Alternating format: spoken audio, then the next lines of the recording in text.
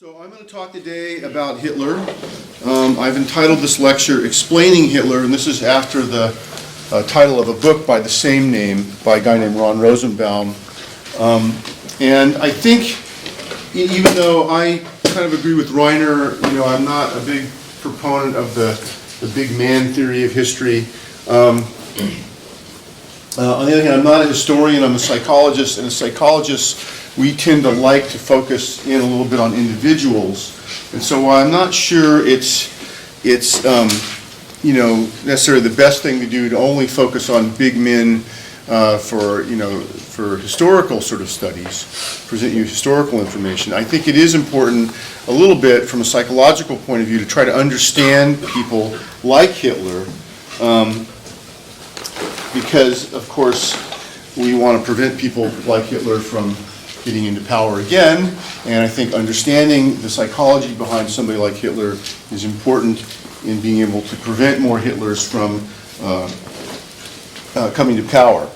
That said, it doesn't seem, I might be feeling a little cynical today, it doesn't seem like our understanding of Hitler and either the history or the psychology has really prevented other despotic murderous despotic dictators from coming to power since the end of World War II. And that's something we could have a long discussion about, but we probably just have a short discussion about that. Okay? But I do think it's important to understand Hitler. And I do think if we can understand Hitler, and we can understand both the context of his rise to power, and we understand a little bit about his personal psychology, I think that really can inform us about, maybe about something that we can do to prevent these kind of leaders from coming to power. Okay? So I'm trying not to be cynical about this. All right. So let's talk about who Hitler was. You can ask a couple questions here. Who was Hitler? Why did he do the things he did? Why was he so anti-Semitic? Why did he become such a mythic figure to the German people? Was he a manifestation of pure evil? There are some people who believe this. Landsman and Falkenhayn look at Hitler as just a instance of pure evil. They are theologians. I think at least one of them is a theologian. And here's just an example of the devil walking the earth. And so you really spending time trying to understand him and explain him is sort of a waste of time. As a psychologist, I reject this view. Hitler is anything. He's a man. He's a human being. He's not some, supernatural manifestation of evil, in my opinion. And again, to just put our heads in the sand and try to not understand him is to, I believe, allow more Hitlers to arise in the future. Okay, so this is a viewpoint personally that I completely reject. But it is a legitimate question. Is he a manifestation of pure evil or a product of German culture, i.e., Daniel Goldhagen, Hitler's willing executioners? Is he just a product of the culture, the anti-Semitic culture? Hitler hasn't been born, but someone else had come along and done the same things. That's a structuralist question. The structure was in place. Didn't have Hitler, somebody else would have come along and done the same thing he did. Okay? So we can ask all these questions. Now,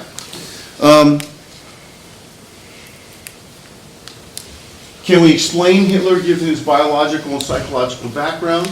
I mentioned Landsman and Falkenhayn believe no. Is there a pre-Holocaust Hitler? A Hitler who is innocent and murdered? That's a big question. And we'll talk a little bit about that because that's very important too. People say, well, you can't really talk about Hitler's childhood or anything because he was such a horrible, genocidal murderer, right? But there is a time in history when Hitler was a child, when Hitler was a baby, where he hadn't committed those murders yet. So is it legitimate to talk about those things? As a psychologist, I'm going to say yes. You want to understand that. Okay? Some people don't. Some people believe that to understand Hitler is to forgive him. And empathy for Hitler is sympathy. And as Reiner has pointed out, we reject that. Okay? Empathy is not sympathy. Yes? I was going to, it's a little outside. Have you ever seen The Serious Preacher? No. You should watch it. It's like Hitler now. Okay. So, because he's actually take place on these. I'm definitely watching Yeah, that. you have to watch it. It's a really good show. Okay, well, we'll watch that. That sounds like down my alley. No, So, we don't believe that empathy is sympathy. Okay? We don't have sympathy for Hitler, but we need to understand him. This is important. This is, you know, again, if you have any hope of preventing future Hitlers in the world, future genocides in the world, you need to dig in and understand. You can't put your head in the sand, bury your head in the sand. Okay? So again, those viewpoints where they say it's just evil, you don't really need to like study it, worry about it. I ultimately really reject those. I find those viewpoints to be very limited. I'm saying it nicely. By the way, this is a campaign poster for Hitler. If you go to the Holocaust Museum in Washington, D.C., you'll see one of the originals of these. It is huge. It's a huge thing. And again, this is a fantastic piece of propaganda. You know, it doesn't say anything. There's no message. Just the face, black background, and the name. And you know who this is, right? This is a very, very powerful piece of propaganda. Okay, so all those questions that we had, there's really no consensus on answers to those things. We don't really know whether their answers exist or not. There's no real agreement on Hitler, and as Ron Rosenbaum, who wrote the book Explaining Hitler, says, the search for Hitler has apprehended not one coherent consensus image of Hitler, but rather many different Hitlers, competing Hitlers, conflicting embodiments of competing visions. Nevertheless, each of these conflicting Hitlers can tell us something about the Hitler. Like blind men describing different parts of the elephant, we can learn something of the beast, even if we do not end up describing it in total. And this is Ron Rosenbaum's book, and I will tell you that Rosenbaum, in my opinion, does not like psychology. He does not like psychological explanations. The book is pretty dismissive of most of the psychological studies that have been done of Hitler. I take umbrage with this. I think he is throwing the baby out with the bathwater. Okay? And again, I do think, again, as a psychologist, I'm a little biased this way. I do think that we can get at least a relatively coherent picture of Hitler's psychology. Maybe not in the specific, all the specific details, but I do think we can understand Hitler. And I think especially since World War II, and since we have other despotic rulers that we can sort of compare Hitler to, I think we can get a sense of who he is. I think we can compare him, contrast him with lots of other people now throughout history, and I do think we can get a somewhat of a psychological. I don't want to quite say diagnosis, but I guess you could use that term, diagnosis of Hitler. And I'm going to come to that at the end.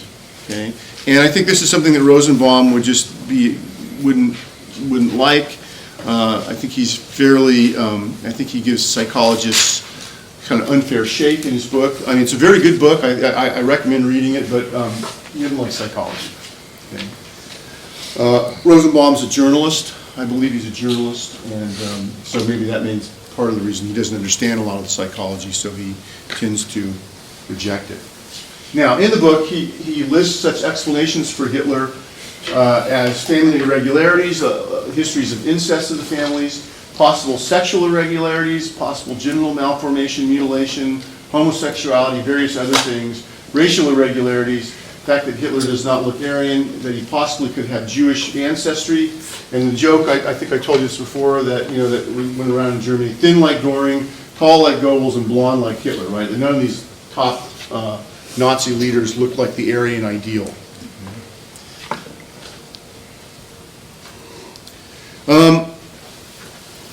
This is a book written about Hitler by a guy named Robert Waite, and this is one of my favorite books about Hitler. So while Rosenbaum's book sort of dismisses psychology, psychological explanations for Hitler, Waite's book really is all about the psychological explanations.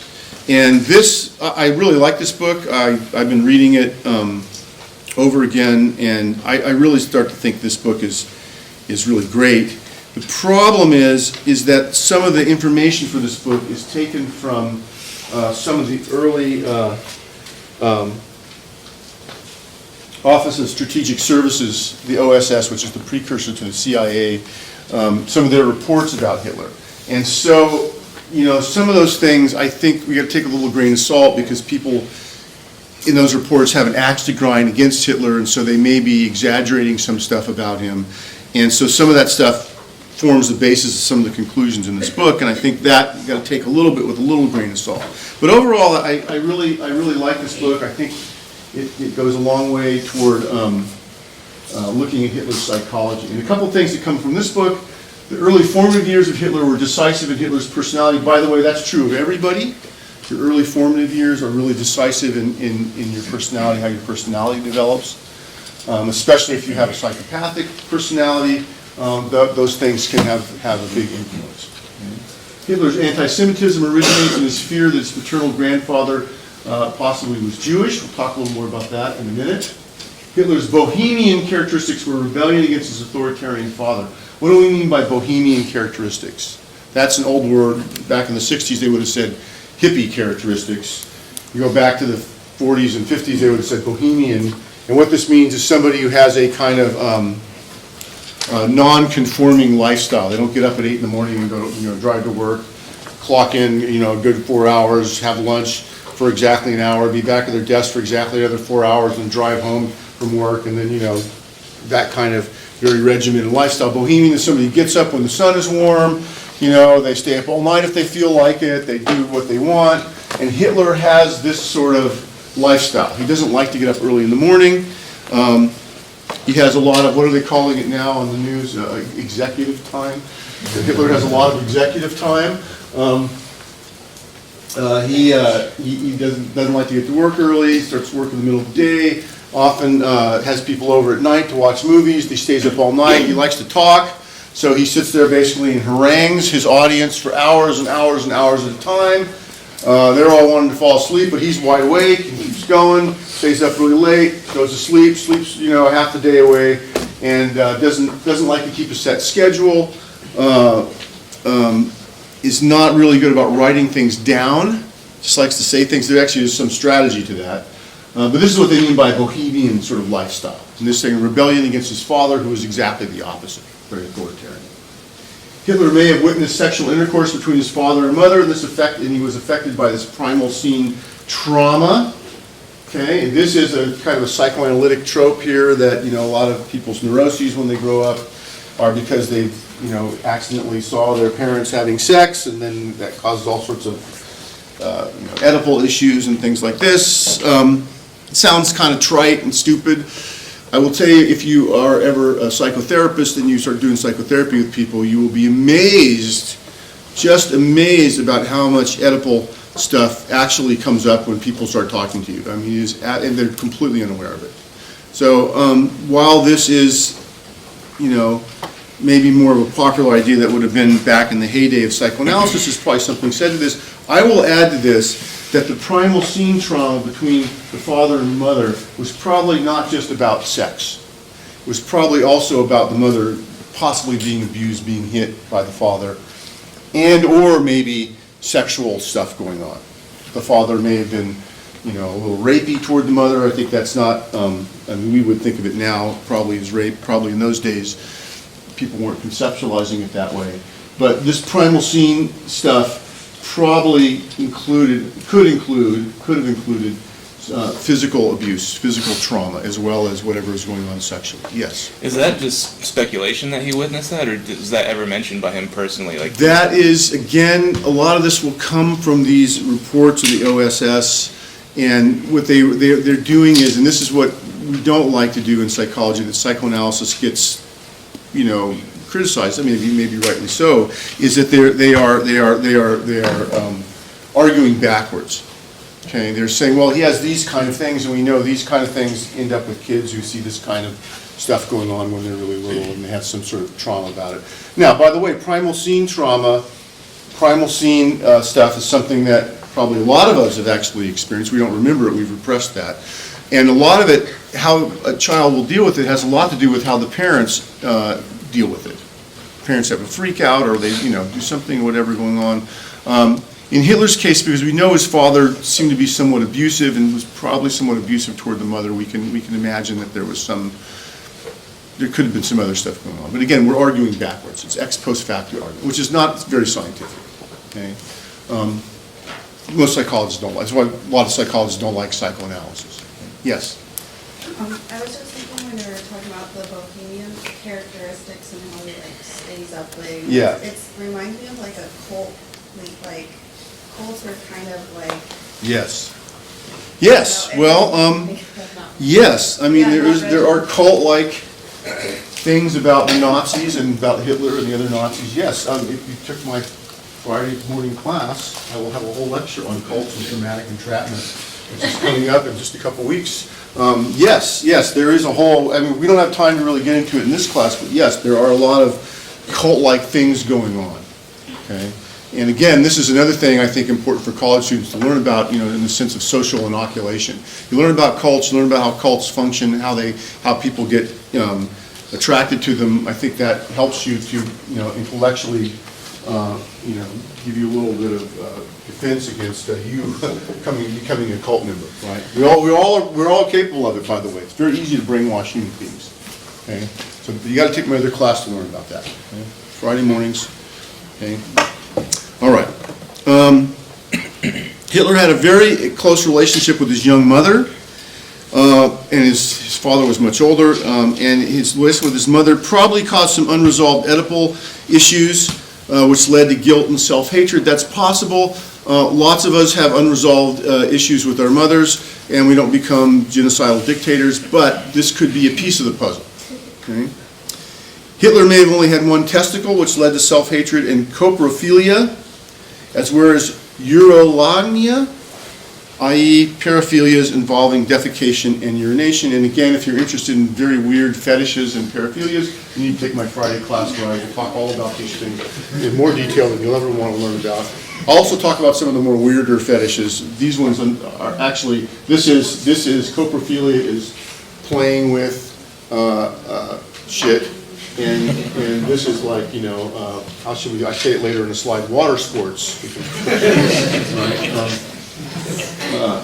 And one of the ideas that Hitler may have had some paraphilias, fetishes around these things. Again, unproven.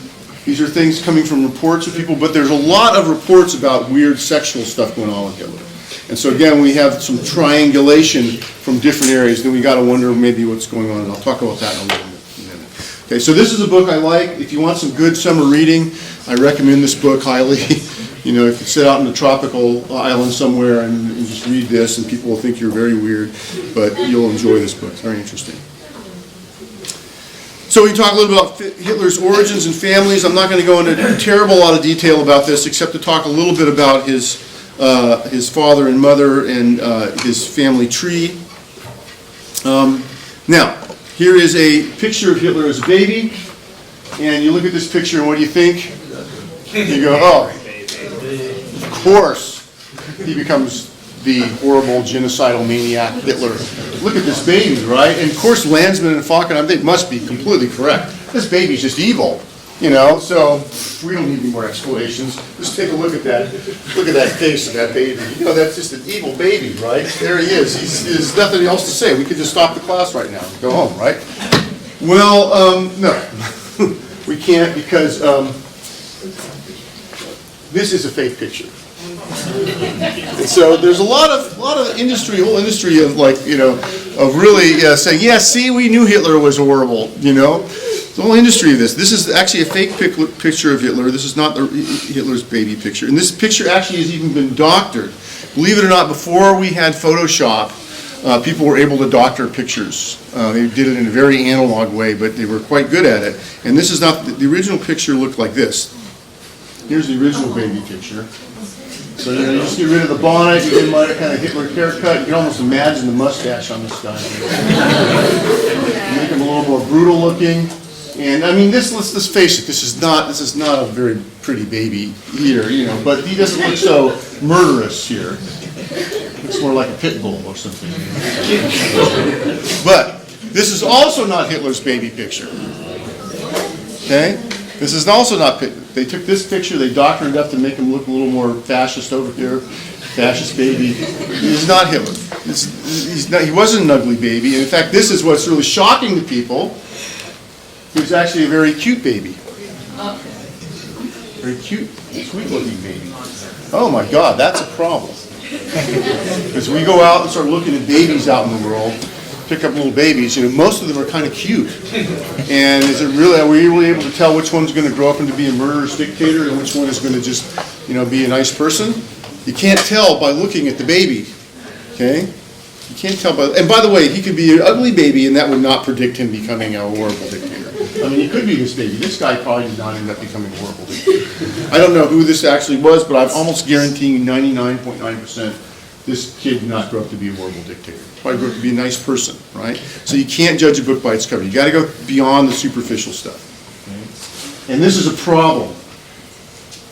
This is a problem for people like Falkenhayn and Landsman. He was pure evil. Doesn't look evil. Looks cute. Cuddly.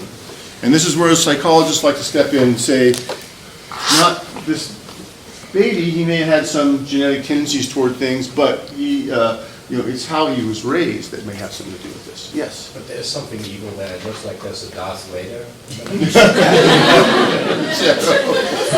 Yeah. That's reaching a little bit, but okay. Yeah. Yeah. Some people say the eyes, you can see the evil in his eyes, but you're projecting. If I didn't tell you this was Hitler, I should do this next year. I'll do this next year. I'm going to get a whole lineup of babies and tell you to pick which one is Hitler. I'm going to do that. It'll be great. Remind me to do that next year. You wouldn't pick this guy out. Now this picture was first published in 1932 by a guy named Heinrich Hoffmann, who was essentially Hitler's personal photographer. And Hoffmann took a lot of pictures of Hitler. They were quite friendly. And he he produced a book called The Hitler Nobody Knows. This is a coffee table book of pictures of Hitler showing what a normal, nice guy he is. Right? And this is to counter rumors about him, some of these salacious rumors about his family history and these kinds of things, as he is, coming, right before he comes into power. Okay? And again, this is something that's not unusual. You'll see this now. We're coming up to the 2020 presidential election in the United States. And what are you going to be seeing now? What are you going to be glutted with for the next year or so? Books written by potential presidential candidates. They're all going to be turning out a book. Right? Every single one of them is going to run for president. Republican, Democrat, whatever. They're going to be writing books. Right? And so the books are portraying them in some sort of, nice fashion. Okay? And this was the same thing, except this was just a picture book. Okay? And it shows Hitler in a good light. Downplay the speculation, gossip, rumors related to his Austrian birth, sex scandals, possible family irregularities, etc., showing Hitler as a prime example of normal family values. Right? And if you read any book written by any politician, that is what they're going to show. This person is a prime example of normal family values. Vote for me. This is the same thing. Okay? So this, in a way, is a piece of propaganda. But it is the actual picture of Hitler, supposedly. So, now, Hitler had a father, Alois Schicklgruber was his name, and he married his third wife, a young peasant girl, both of whom were from the backwoods of Lower Austria. So I think of this because my family on my mom's side are all from Appalachia, please, and you pronounce it Appalachia. Do not pronounce it Appalachia. If you're in Appalachia and you say Appalachia, people go, huh, and they'll take great offense. It's Appalachia. And my mom's family is from there. They were all coal miners, and they're in the backwoods, living in trailers, et cetera, et cetera, et cetera. And, it's the same here. What is the joke about people who live in the backwoods, back out in the hollers? Well, they all marry their sisters and cousins and everything. I won't say that there isn't a grain of truth to that, but, not everybody is completely inbred who comes from those places. The same thing you can think about where Adolf is born, and he's out in the backwoods. People marrying their cousins, not unusual, and of course, maybe marrying a person who's potentially your uncle, maybe not that unusual, and that is the case actually here. We'll talk about that in a minute. Alois was a womanizer. He had numerous affairs, 2 other marriages. He married Clara Poltz when she was already pregnant. She was 24 and he was 48. She was twice her age. Okay, so again, not unusual. It's more unusual in modern society to have these big of age differences, but actually if you look throughout history, older men marrying younger women was probably the norm for a lot of human history. Again, I'll talk a little bit about that in my other class too. You know, if you're down in LA and you're hanging out with a bunch of rich Hollywood producer types, also not that unusual. Lots of trophy wives, trophy husbands down there.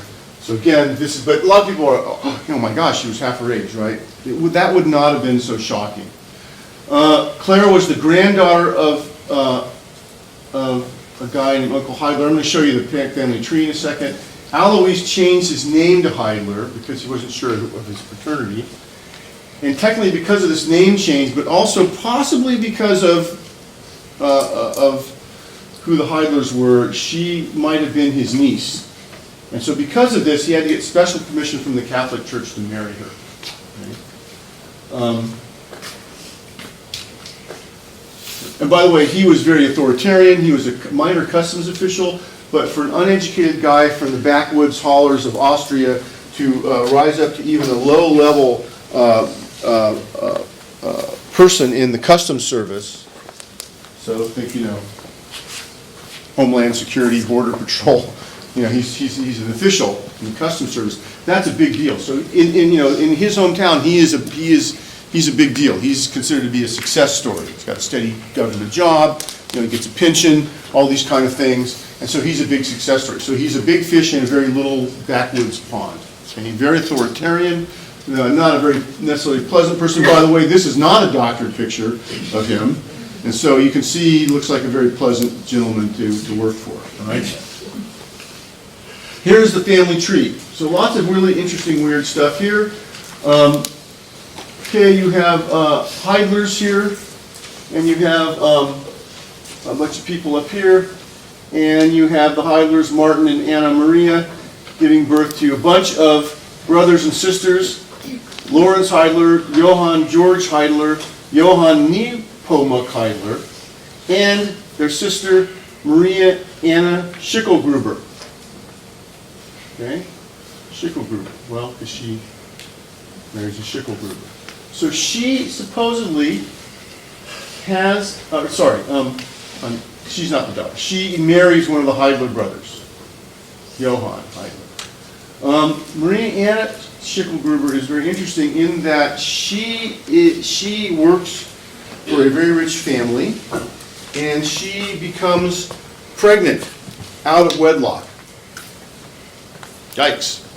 And one of the theories is that the son of the rich family basically seduces her. She's the maid, seduces her, and she becomes pregnant. And so now she has this, use the old term, the bastard child. What does she do with him? And it's unclear. Now, this rich family were Jewish, and so the speculation is that her son is half Jewish, the Jewish son of the rich family. Okay. And there's no direct evidence of this, except that that family supposedly paid her a stipend even after she left the family employ, and they were giving her money. And some people think this is child support money. Okay? I don't know. She ends up marrying Johann George Heidler, but there's a little problem here. And the problem is that there's some speculation that actually the father of the child was not this son of this rich Jewish family, but actually the father of the child was Johann Nepomuk Hitler, the brother of Heidler. By the way, Hitler, Heidler, not a lot of standardization in spelling going on. Okay, this is why these names are a little different. And by the way, that was true in lots of places, okay, not just in the backwoods of Austria. So it could be that one of the speculations was Johann Hitler was the father, the child, and what they do is to sort of shut everything up. They marry her off to the brother. Okay? So Heidler is supposedly, he's on paper the father. They produce Alois Schicklgruber, who is Hitler's father. Okay? Now, are you following along? It gets confusing. And not the whole family tree isn't even on here. It gets confusing. Okay, so Schicklgruber later on takes the name of Heidler, which then gets sort of morphs into Hitler. Okay, and because of this, he may be related to this woman, Clara Pultz, who is actually the grandniece of Hitler. So it's possible that Clara and Alois share the same grandfather. No, grandfather for her, father for him. Okay, very weird relationship there. So this may be a little incestuous here. Okay, if he's not, we know that this guy's not the father. So if that's the case, then it's just by name, and this is what he gets the dispensation from the Catholic Church. But there is some possibility that they're also related by blood. Okay? Now, Alois also gets, he has a first wife who would be over here. We're not going to talk about her. His second wife, Francesca, he has 2 kids with, Alois Jr., who I believe runs away at an early age from being beaten up all the time, and Angela. Okay? And by this time, the name is morphed to Hitler. And Angela Hitler marries a guy named Leo Rabel. Leo Rabel and Angela Hitler have 3 children. Leo, Angela Jr., known as Gailey, and Elfriede. And we're going to come back to these in a minute. Alois, Francesca's dying of tuberculosis or something. While she's dying, he gets a housekeeper to come and help her. That's Clara. He ends up having an affair with her. She dies. She gets pregnant. He marries her. And they give birth to a number of children. 1, 2, 3, 4, 5, 6. The first 2, Gustav dies of diphtheria. Second one, Ida dies of diphtheria. Third one, born and died in the same year, dies of some probably unknown childhood illness. Side note. Pause for a second, hit the pause button. Side note. This is very common back in the day. This is why you guys and your children should go get damn vaccinated. The damn vaccines, right? Because this kind of stuff is all a lot preventable. Okay? Diphtheria is preventable by having modern sanitation and these kind of things. We don't know about Otto. He probably died of measles or something. You know, and then there's cases now, these people, they're protesting in Washington right now against the measles vaccine while kids are suffering from actually getting measles. So get vaccinated. This anti-vax stuff is driving me crazy. Get vaccinated. It's important. Yes? Another thing that may have happened is it could have been crib death. Could have been all sorts of things. And I don't know, we probably could look that up. You could probably look that up and find out what it is. But, you know, this early childhood mortality was very common. Okay? Very, very common back in the day. And usually from diseases that were preventable, that now we can vaccinate for. So get your vaccines.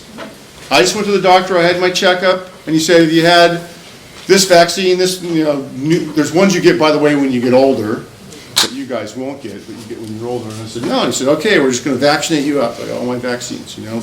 Do it. Get your vaccines. They're good for you. And all this stuff about autism and yes, 1 in a million people will have a bad reaction to a vaccine and have a problem. You're much more likely to get one of these horrible diseases. So get your vaccines. Very important. Okay. Now I'll take my public health hat off and go back to the lecture. So Adolf is the 4th child. He was born April 20th. 1899. By the way, another side note, if you see somebody with a tattoo of 420 on them, you got to look and see what the other tattoos are. If you see 420 and you see a marijuana leaf, okay, fine. Because 420 is the slang, you know, it's the cop code for marijuana, right? So 420 marijuana leaf, okay, that person's okay. 420, and you also see some SS runes tattooed on them, that means the person's a neo-Nazi. or a skinhead. And you want to avoid that person like the plague. You do not want to go up to them after having a couple beers in the bar and start engaging them in conversation about why they are into this stuff. Like somebody I know, Dr. Bushman, because they could be quite dangerous unless you're a fearless history professor who is out there, fighting a good fight. I think most of us should probably just avoid those individuals like the plague. 420, and this is where the 420 comes from. Hitler's birthday is 420. Okay. Now, he is the only surviving kid after 3 kids die. How do you think the mother is going to treat him? Overprotective. Try to hold him closer. Try to keep him there. Right? And so this psychologically tells us quite a bit. I mean, this to me is one of the most interesting things about the family tree, is that he is the 4th kid who hasn't died. The mother is quite devastated by these deaths. This one comes along and looks like he's living. She's going to be extra overprotective, extra attached to him. Okay? And this, I think, sets up some psychology for him. He has another brother and another sister. Paula is the one, Paula is the one that goes to England. I can't remember. She's the one who lives long. She lives till 1960. Isn't that your uncle that goes to England? Uncle goes, maybe one of the uncles, it might be this, Alois, one of these ones goes, I have to figure it out, we'll have to look that Maybe it's up. Leo. Leo maybe goes to, Leo Robel maybe goes, That yeah. guy dies, but maybe. Yeah, that Leo, this Leo maybe. I don't know. Surfing the U.S. Army. This one was still alive when this chart was made, so. We'll have to look at it. Anyway, that's a whole side story. There's actually a YouTube video on the Hitler, the English Hitler. You can go read about that. But anyway, he has brother and sister. These guys are basically, kept quiet. And this is Hitler. Now, remember I mentioned over here? This is a half. So, Angela Hitler here is Hitler's half-sister. She has a daughter, Gaily, and Gaily, he has Angela come to keep house for him, gives her a job keeping house once he becomes chancellor, or once he's up in the Nazi party. And she brings her daughter, Gaily, with him, and then Gaily and Adolf have a relationship. So again, one of the things you see in family histories, this is another very interesting psychological thing, is that there tend to be patterns of family histories. So you see, a little incest going on here. Guess what? Next generation will incest, right? So sometimes you see these things repeated throughout family history. Now, I will tell you that this sort of marrying cousins, marrying nieces, these kind of things, for our modern point of view, if you don't live out in Appalachia, this is very uncommon. Most of you, anybody, you don't have to answer, it's a rhetorical question. Anybody here go out with your first cousin, second cousin? Anybody here dating a cousin, having sex with a cousin? Probably not. I will tell you from a biological point of view, it's perfectly fine that we find even first cousin relationships do not tend to produce mutant children that are really much different than what you see in the population in general. Okay. By the way, as human beings, we are all extremely related to one another. Our relationships between one another, our genetic similarities are, as human beings, for most of us, are much stronger, much higher than most other animals out there. This is because only a small number of people migrated out of Africa, and most people around the world are descended from those populations. Africans are there's a little more diversity, genetic diversity among Africans. But for anybody who didn't grow up in Africa, and if you're African American, for instance, there's other things mixed in.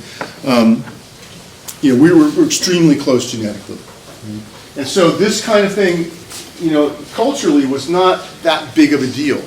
Marrying relatives, cousins, cousin marriage was not that unheard of, not that big of a deal, and so this seems maybe a little bit really strange to us, but in actuality, this would not have been quite that strange.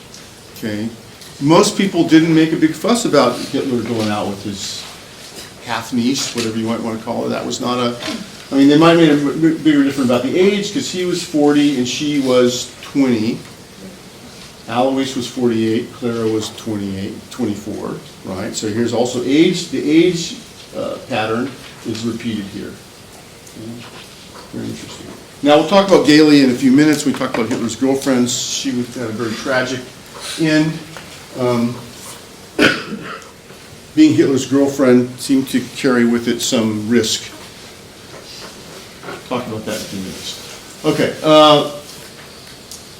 So, another important thing is to know about the family history. And the family history was that possibly, even though this guy was officially his father, that this guy possibly had a Jewish grandfather, or Jewish father. Maria Anna maybe, produced him with a Jewish individual. And so, this idea that there may have been Jewish blood in the family, this wouldn't have been something that people would have talked about openly, but it would have been something in the family history that people would have known and would have been aware of. Hitler certainly would have been aware of these rumors about his father and about the fact that his grandfather might have been Jewish. He certainly would have been aware of that. And does he ascribe his own problems, maybe certain sorts of malformations, certain other things, does he ascribe that to having supposedly tainted Jewish blood? Possibly. He certainly would have known about this potential family history. Yes? So, how you say he has potential Jewish blood? How come they had to get permission from the Catholic Church to marry? Were they Catholic? Or? Yes. Good question. Yes, they were Catholic. Everybody here down in the south of Germany, Austria, predominantly Catholic places. And Protestants are in the northern part, right? Or northern part, yeah. They were been Catholics. Okay? So Hitler was technically Catholic? Yeah, so they were all technically Catholic. So Hitler was technically Catholic, religious-wise. I'll talk about this in a minute. He's inspired by the Catholic Church, but doesn't like Catholicism, doesn't like Christianity much. We'll talk about that.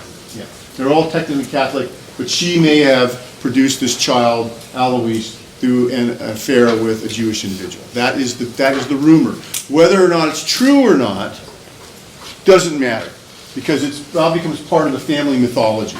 And we don't have a lot of evidence that Alois's father, Adolf's grandfather, was Jewish. We don't have a lot of evidence. We just know that she got some payments from the family. That's all that we know. And so there's not a lot of evidence for this. Okay? Now, once Hitler takes power, he goes back to the village where he was raised and where all the records were, and he has it bulldozed down and turned into a firing range.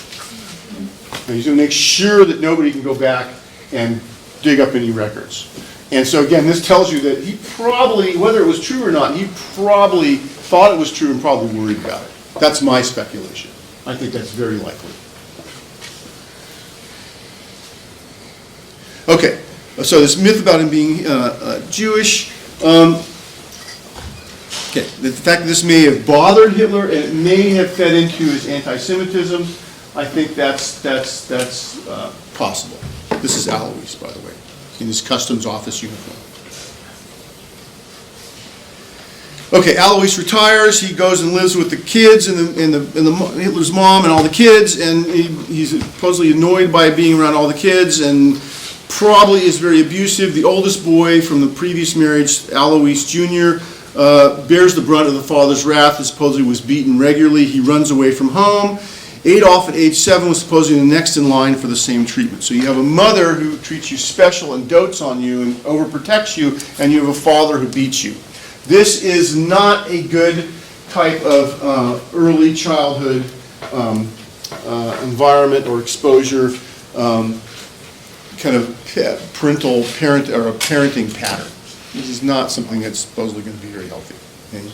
And if you talk to authors like Alice Miller, she says the fact that Hitler becomes Hitler because he is beaten as a child. That is her theory, and she's written about it in this book and maybe somewhere else as well. Alice Miller is a psychoanalyst. She wrote a lot of very interesting books.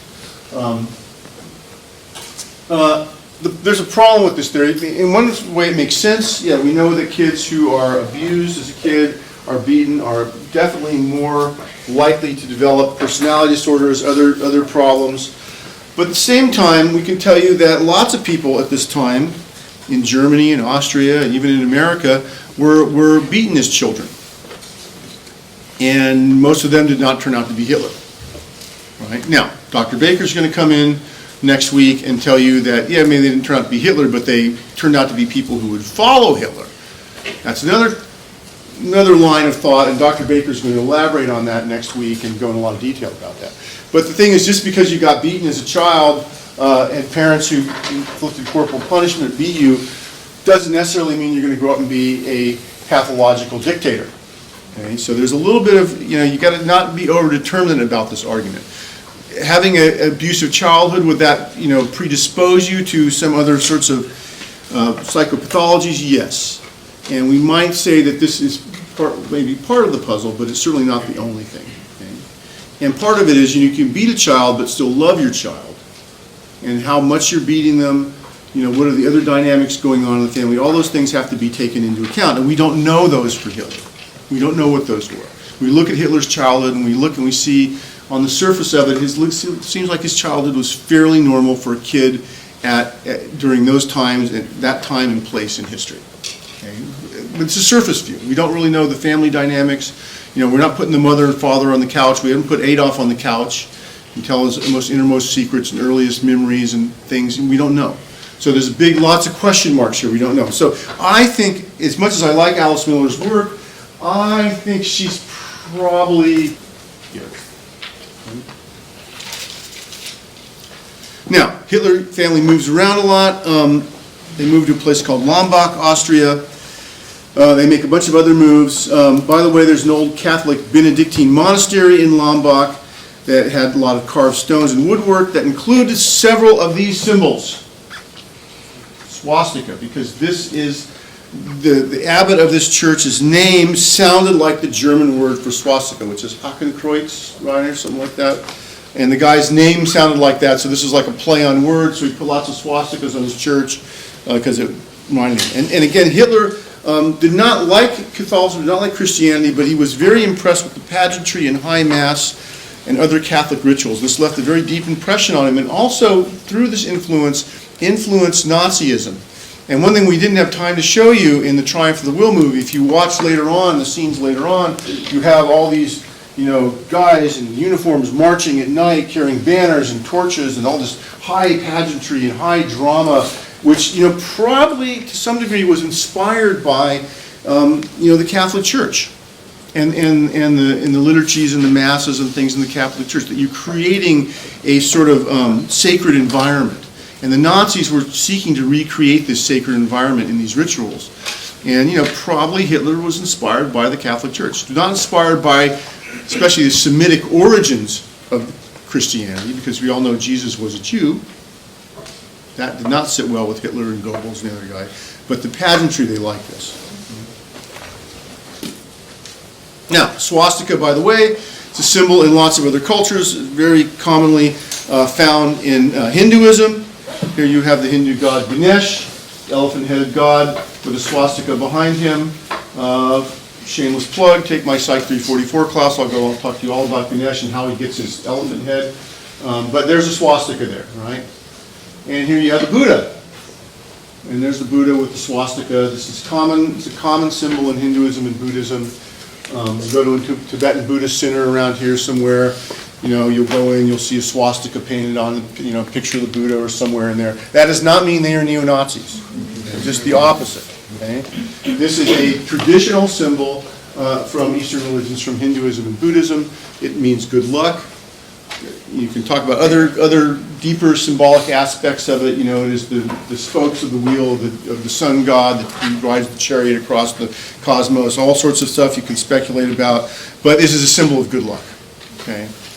And so again, if you see it in this context, it does not mean Nazis. Okay. Very important to know. Also, Native Americans used the swastika symbol. And you can find it in various Native American tribes, especially the Navajo. And here's an interesting picture here. Indians dropped the swastika. And this comes from, I believe, around the time of World War II.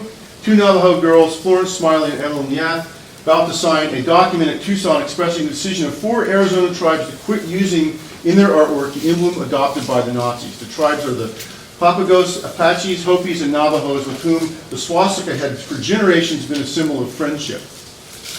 So again, if you see it in the Native American context, it's a symbol for friendship. It's not a symbol of neo-Nazis. Not a bunch of neo-Nazi Native Americans running around. That's not their thing, okay? And here you have these women voluntarily signing something to give up the sacred symbol that they had, because now it's been tainted by the Nazis. It's just a little aside. Now, young Hitler, as a child, was particularly fond of the adventure stories of a guy named Karl May, who was a German who wrote fiction about the American frontier.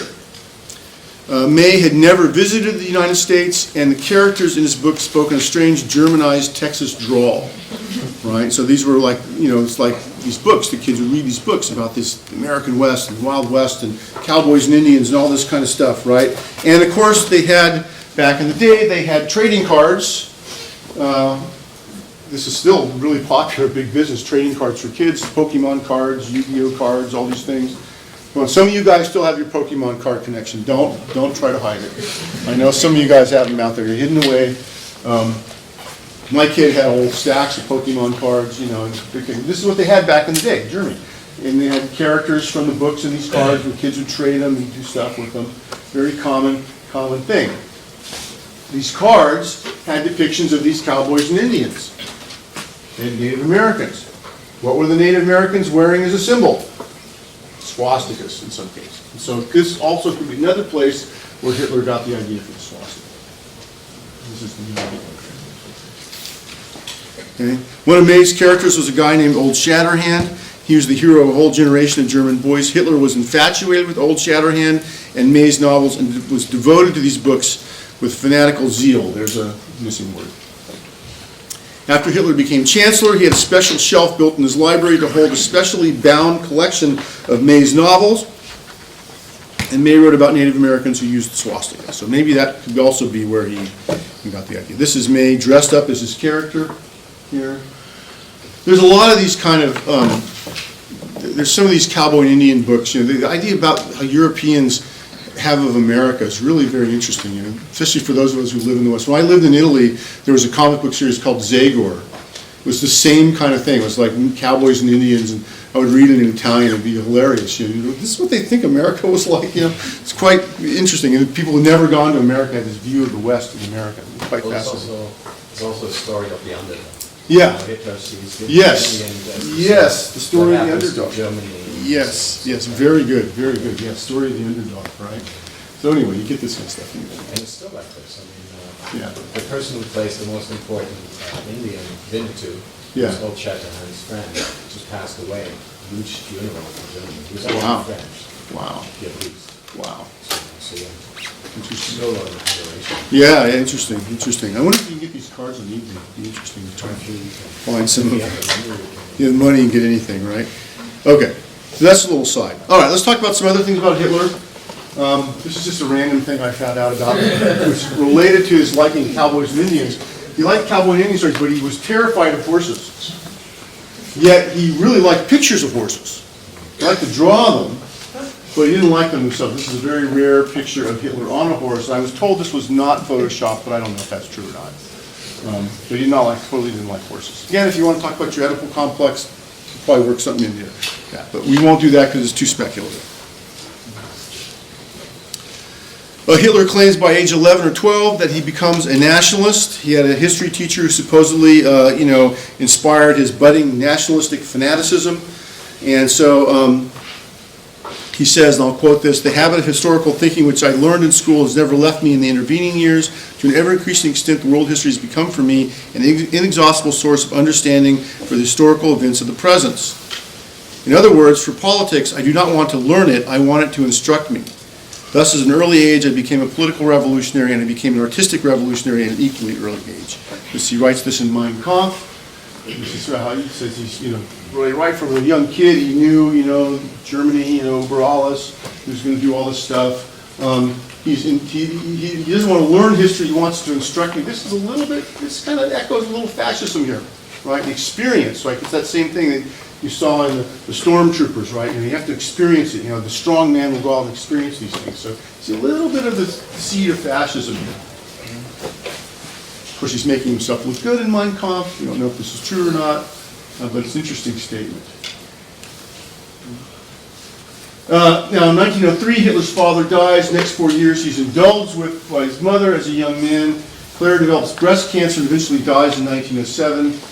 Adolf is orphaned at 18 years old and he leaves home for Vienna, where he hopes of entering the art academy. So he applies to art academy, does not get in, but goes to Vienna anyway, and doesn't tell anybody that he didn't actually get in. And he has a small orphan's pension, and he runs out of money. He gets the money from his aunt, and he spends his time in Vienna concocting elaborate schemes, plays, ideas, all of which are very unrealistic, and eventually he ekes out his very meager financial situation by working as an illustrator. He lives with a friend, a childhood friend at this time. He has as a roommate. All sorts of speculation about some sort of gay relationship between the childhood friend and Adolf, none of which is substantiated, but you know, people like to make a big thing about that. I'll talk about that in a minute. He runs out of money and he just disappears, leaving his friend there in the house to pay the rent by himself. He just disappears, didn't even say goodbye. So one of the things that's very interesting here is that he lives in a very fantasy world. He lives in sort of a world of fantasy.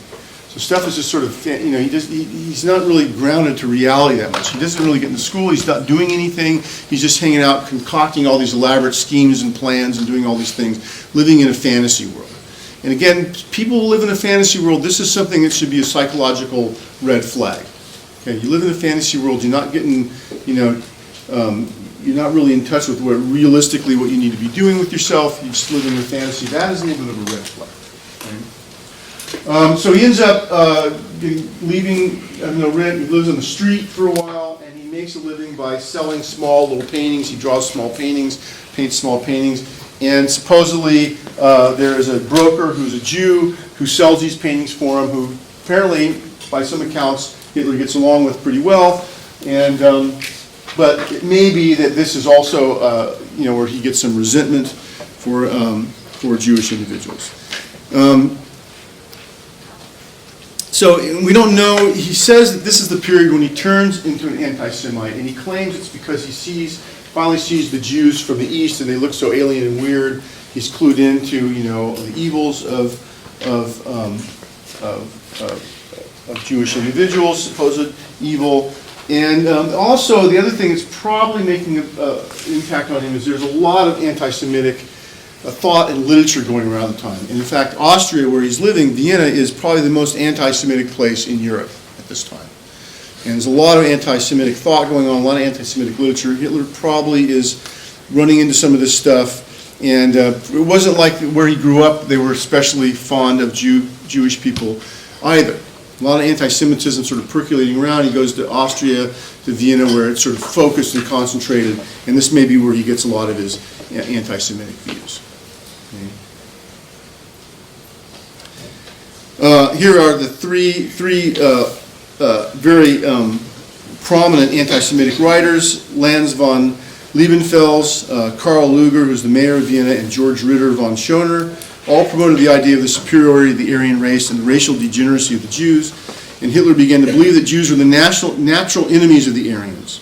Okay? And Jews, in Hitler's mind, were also responsible for his poverty and his failure to achieve success. So another psychological clue you have when the person blames everybody but themselves for their situation.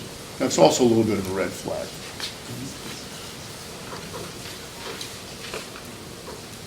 For Mein Kampf, he says, when the goddess of suffering took me in her arms and threatened to crush me, my will with resistance grew, and in the end I was victorious. I owe that to that period that I grew hard, and I'm still capable of being hard. Even more, I exalted for carrying me away from the hollowness of comfortable life, for drawing the mother's darling out of his soft downy bed and giving him dame care for a new mother, and hurling me despite all resistance into a world of misery and poverty, thus making me acquainted with those for whom I was later to fight.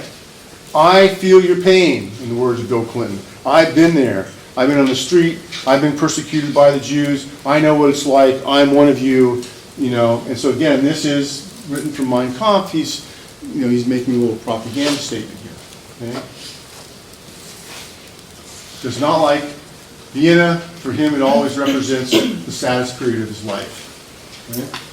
Here he is talking to people in the beer hall. Now, Reiner showed you this picture before. So Hitler is this aimless youth living on the streets of Vienna, barely making a living, selling paintings, a failed artist, and then, he travels to Germany, travels around a little bit.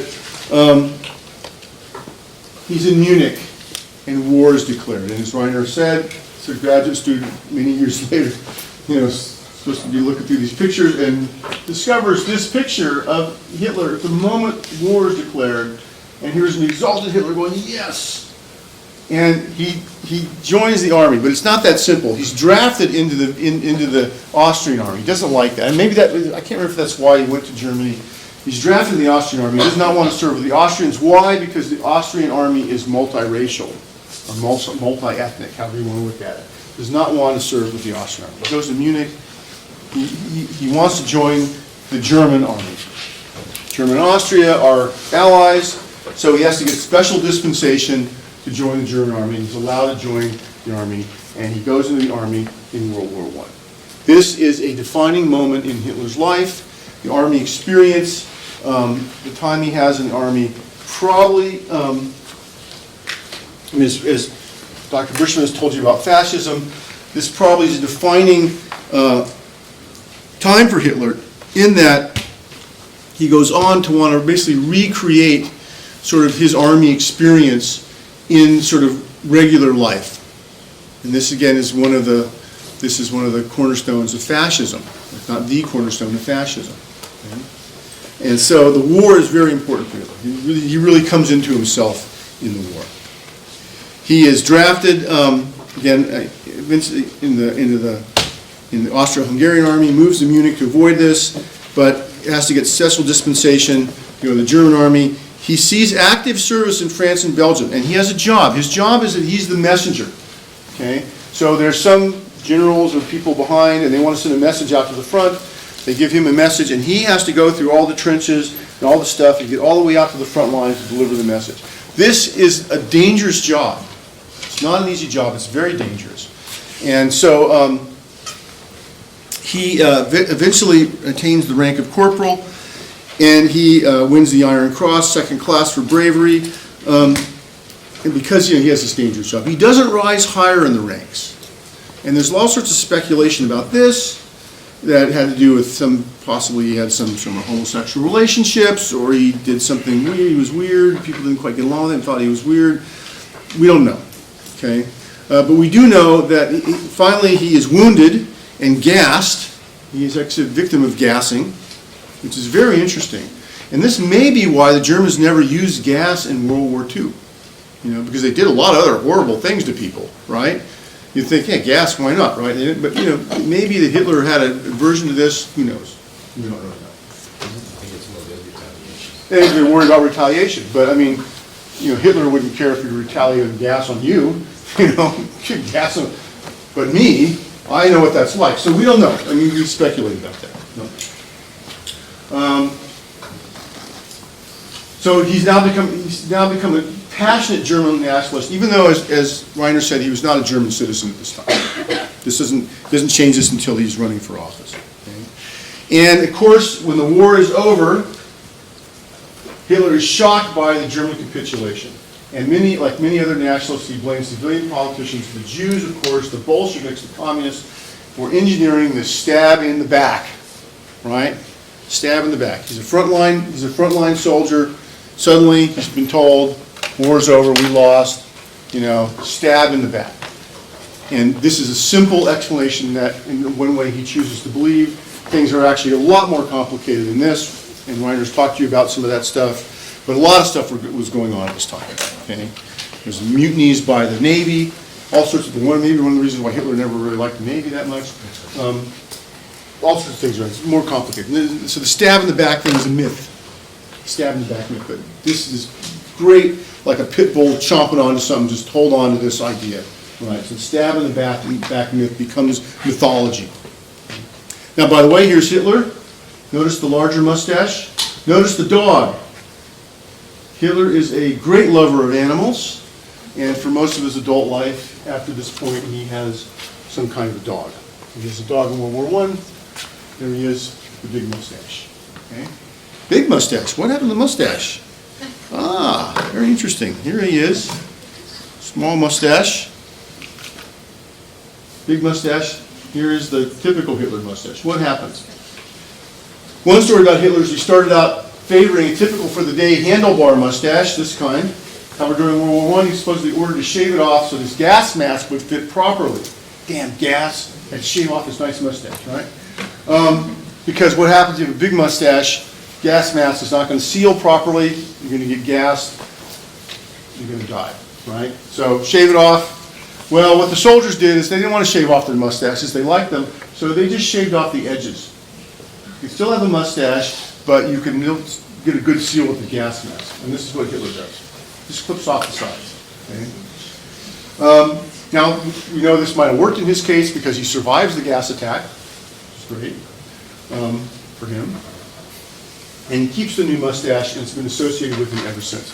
I have a theory about this. I have a theory of the mustache, the clip mustache, as a signifier. You get back from World War I, you're a veteran. You know, you want people to know that, I fought for you.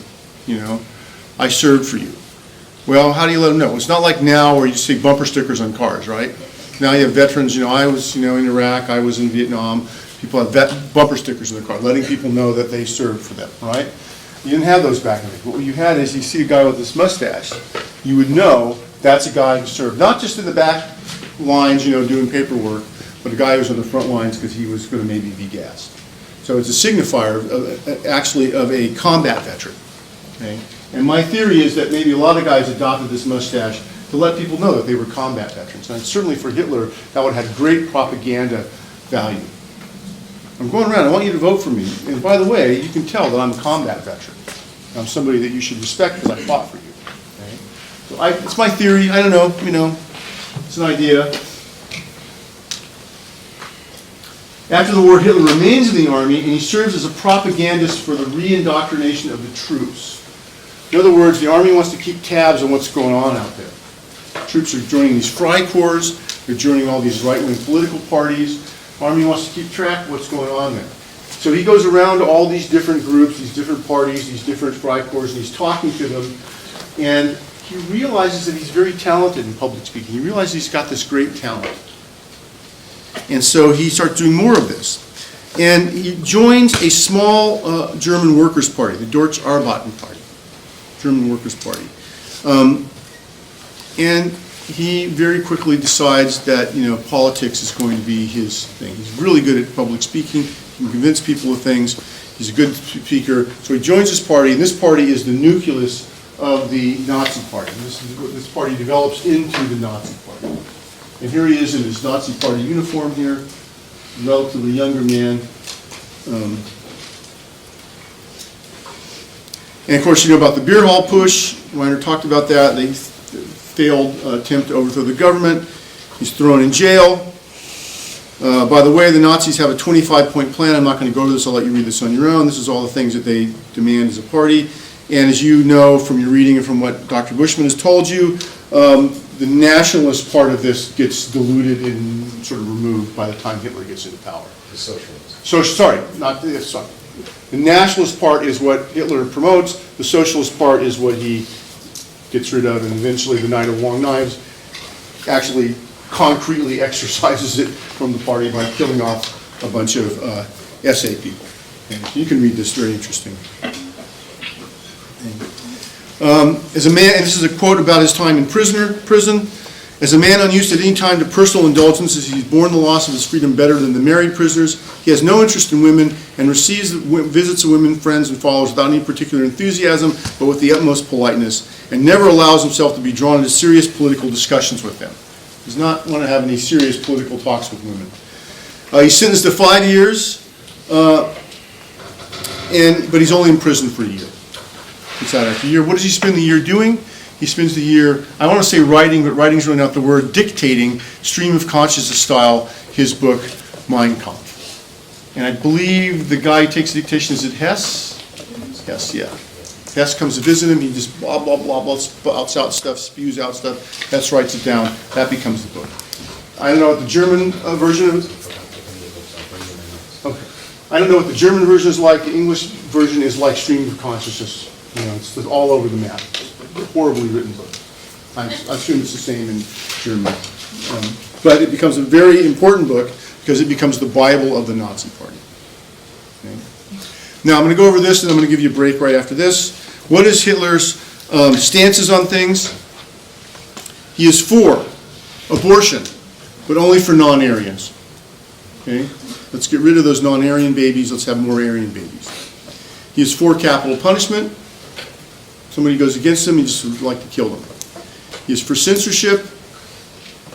He is, on the surface, for Christianity. And he invokes a lot of Christian themes and ideas in his speeches. Thanks God and all these kind of things. But in private, he is very much against Christianity. Like many other top Nazis, he thinks of it as a Semitic religion. He doesn't want to have a religion based on Judaism, based on a guy who was a Jew. And so the idea here with Himmler and these other guys is they're going to turn Nazism into a state religion. They have the idea of doing this, and they realize there's going to be too much resistance while the war is going on, so they postpone this until after the war. But after the war, the idea was to get the Germans all to sort of become religious Nazis and to sort of drop Christianity. That's one of the ideas they have. I'll talk more about that when I get to Himmler. Eugenics. For eugenics, and Dr. Bushman's talked to you about that, or will talk to you about that very soon. It's for euthanasia. Dr. Bushman's going to talk to you about that, talk to you about the T4 program. For genocide, unfortunately. Gun control. Lots of gun control in Germany this time. However, lots of people are also in the armed services, and so lots of people have guns because they're serving. But for civilians, there's gun control. You can take that any way you want. Leni Riefenstahl films. He likes Leni Riefenstahl's films. He promotes her to do the films. Goebbels is not super happy. Goebbels wants to be in control of all the films. And so this is another thing, instance where he does this a lot, where he gets sort of similar assignments to two of his underlings and then sort of lets them battle it out. All right? So that's interesting. Racial purity, yes. And he's a vegetarian. Vegetarianism. He was a vegetarian, doesn't drink very much, if at all. And so he's a vegetarian. Also an animal lover. Loves animals. He's against atheism, but only on the surface. He's against capitalism, but of course he has to make a deal with the German capitalists to come into power. He's against communism. He's against so-called degenerate art. And if we had time, we could show you some of this degenerate art that he supposedly didn't like. But I'll show you some of the art he does like. But degenerate art is art, visual art or music that has been tainted by non-Aryan influences. It's also non-naturalistic. Non-naturalistic influences. Surrealistic. Yeah. Surrealist, Dali, this kind of weird conceptual art. But he also doesn't like stuff that's too materialistic, because that's also seen as a Jewish thing. So again, lots of contradictory things here. Right? Music-wise, he doesn't like jazz. Jazz is seen as influenced by Jews and black people, and he doesn't like that. And you also say sort of like music-wise, the version would be like romantic music, Mozart and Beethoven, of course, Wagner, right? And so these are the kind of things he likes. Music that sort of uplifts, this heroic music that comes from more from the romantic period. Other kind of stuff, Stravinsky, doesn't like it. Doesn't like democracy, doesn't like America. America is a melting pot of all these different races, thinks that, America is very degenerate, feels that Jews are whispering in Roosevelt's ear. This is the line that you're going to hear in the movie later on. Doesn't like feminism. Hitler likes his women barefoot, pregnant in the kitchen, and not talking about politics or thinking too much. Doesn't like Freemasonry, doesn't like Jehovah's Witnesses, any of these kind of things, anything that would take away from his authority. Doesn't like gypsies. Gypsies are seen somewhat like Jews, and of course they are persecuted in the Holocaust. Doesn't like homosexuals, male homosexuals. Female homosexuals, lesbians get a bit of a pass. Male homosexuals are persecuted. Even though there are some in the Nazi Party. And for a while, people don't seem to care. But later on, the Night of the Long Knives takes care of that, and then there's some persecution of homosexuals. Obviously Jews, labor unions, Labor unions are, they have a parade for all the labor in Germany, and they go out on a parade. The next day, the Nazis come and close down all the labor unions and take it over and form their own Nazified labor union, which basically means you better go to work or else. All right? Doesn't like against nudism and pornography, except you saw those books I showed you during the propaganda lecture. Those are okay. Doesn't like pacifism. This is a typical sort of fascist thing. Pacifists are weak. Right? We need to be strong. Doesn't like Poles. You're going to see what happens to Poland. Poland is not a place you want to be during World War II. Absolutely, if you could pick some place to be, you do not want to be in Poland. Or Ukraine, or in Belarus. Any place between Germany and Russia proper, you do not want to be. And even part of Russia. Yeah, The Bloodlands is as the book by Timothy Snyder, which I highly recommend if you want to read something about World War II. Excellent book. Pornography, I mentioned. Prostitution they don't like, but it's outlawed. But during the war they realized they got all these men in uniform and they need some sort of relief, so they allow some prostitution to happen. And there's some question about who is forced into prostitution. Are women forced into prostitution? Probably, yes. There's some of that going on. Especially in the camps. There's some of this going on in Block 10. I'm going to talk to you about that later. Doesn't like psychoanalysis. Why? Freud's a Jew, so you don't like Freud, but you do like Jung. Because Jung is a Swiss Aryan type.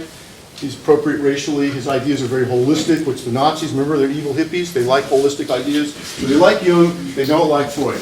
And I had an article, I didn't make you guys read it, but I have a wonderful article, interesting article written by a Nazi physician bashing Freud and saying how great Jung is. Very interesting. Doesn't like Slavs, but this changes depending on your political, which way the political wind blows. Right? And we'll talk about this a little bit later. I talked about Nazi racial tendencies. Hitler doesn't like smoking. And actually, I think I mentioned this before, or I will mention this, the Nazis are one of the first groups of people in public health under the Nazis, first group of people to link smoking with health problems. And they have all sorts of anti-smoking campaigns, which of course they show in a racial way by having shown Jews smoking and drinking and how bad this is. I'll show you some pictures of that later. Now Hitler made it absolutely clear he had a deep hatred of Jews. Anti-Semitism caused difficulty for him in the beginning, though, politically. So he had to tone down the anti-Semitism, especially for non-German audiences, especially for the foreign press, things like this. And again, you see movies like Triumph of the Will and Olympia where they seem to be more accepting of other people. But this is really not, this is just sort of a smoke screen. Okay? And I mentioned this before, Hitler characterized Jews as both being hyper-capitalists and also communists. It doesn't make any sense. But these contradictions didn't seem to bother him or a lot of people that followed him. And so as long as the anti-Semitism was there, this is what counted. And there are, of course, tons of anti-Semitism. You're going to hear more about this later on. And again, this becomes eliminationist anti-Semitism a little bit later on. You're going to hear about this in the movie Conspiracy, which we're going to watch. You'll learn all about this. Now, let's talk a little bit about Hitler as an artist. Just as a side note here, I'll spend a lot of time on this. But one of the things that is you commonly hear is that Hitler was a failed artist. He was a terrible artist. And you get the sense he's drawing like little stick figures, like they really had zero talent. But that's actually really not true. He was actually fairly talented as an artist. He liked to draw architectural things, and of course saw himself later on, as he comes into power, sees himself as a master architect. And he brings into his inner circle architects, actual architects. The most notable one is Albert Speer, and he spends many an enjoyable hour, according to Speer, with him going over architectural models of all the buildings he's going to create and do, some before the war, but some are for after the war. And there's even an idea that in the bunker in the very last days, he goes and he's spending time with, architectural drawings and everything, kind of just not really in reality anymore, but just the thing that he really loved was architecture. And so you'll see a lot of pictures of buildings. People have noticed, the dearth of people in these drawings. There's not a lot of people in these drawings. And they say that's maybe relates to his psychopathology. Think about that. Yes? So do you think Hitler might have done artistry as an escape for his bad childhood or following or anything? We don't know. We don't know. I mean, maybe, maybe not. I mean, there's just really no way to tell. You know, unless we can get him here on the couch and listen to his dreams and analyze them and hear about his memories, we're not really ever going to know that. You know, certainly it's a possibility, but we don't really have any way of verifying that. But we do know he actually had some at least technical competence as an artist. And here's some other pictures of him. Here's a dog. Here's a rather crude drawing, a World War I drawing. Here's a more, so here's a drawing, you know, this is actually full of people. You know, now you might say, well, this girl figure here is a little bit not quite finished, there may be something going on there. You don't really know. But I mean, again, the faces are not really, you know, they're not really, not a lot of detail in the faces. But these are the kind of things that you see. Sketches, this is a very crude sketch, right? Here he is looking at degenerate art, or looking at good art. According to him, what's good art? You know, more naturalistic scenes, things like that. So he had a certain kind of art he liked. I have a longer version of this lecture if we had time. I would talk to you about the art that inspired Hitler, which is also very interesting. He was really inspired by art that had a lot of mythological and sort of heroic themes to it. Some of it actually I think is really quite good. It's very interesting. But the stuff that inspired him was very allegorical as opposed to stuff that was more abstract. It's really quite fascinating. Maybe in a later version of the class we'll have time to do that. We have the second class, we'll have time to do more of this stuff. Very interesting. Other pictures by Hitler. So here's a bridge. People talk about this lonely figure. Here again, the human being is de-emphasized. Again, more architectural drawings. Here's a still life. Mother and child. Not badly done. I mean, a little bit not perfect. Well, the hand is a little out of proportion. A few things, but I mean, you know, not badly done here. And so again, you know, I guess if he's, you know, if you're psychoanalytically oriented, this might be meaningful to you. I don't know if you can really draw much conclusions for it, but I mean, technically, it's not terrible. And yes. He also wrote poetry too, didn't he? I don't know about poetry. I've never heard about poetry. Have you heard that, Reiner? This one, Zanemuta. Oh, I never heard that. I never heard anything about poetry. Yeah. If you have some interesting reference to that, let me know. I'd appreciate that. Sure. Now, you also would do doodles. Just sitting there at dinner or whatever, just drawing a doodle, right?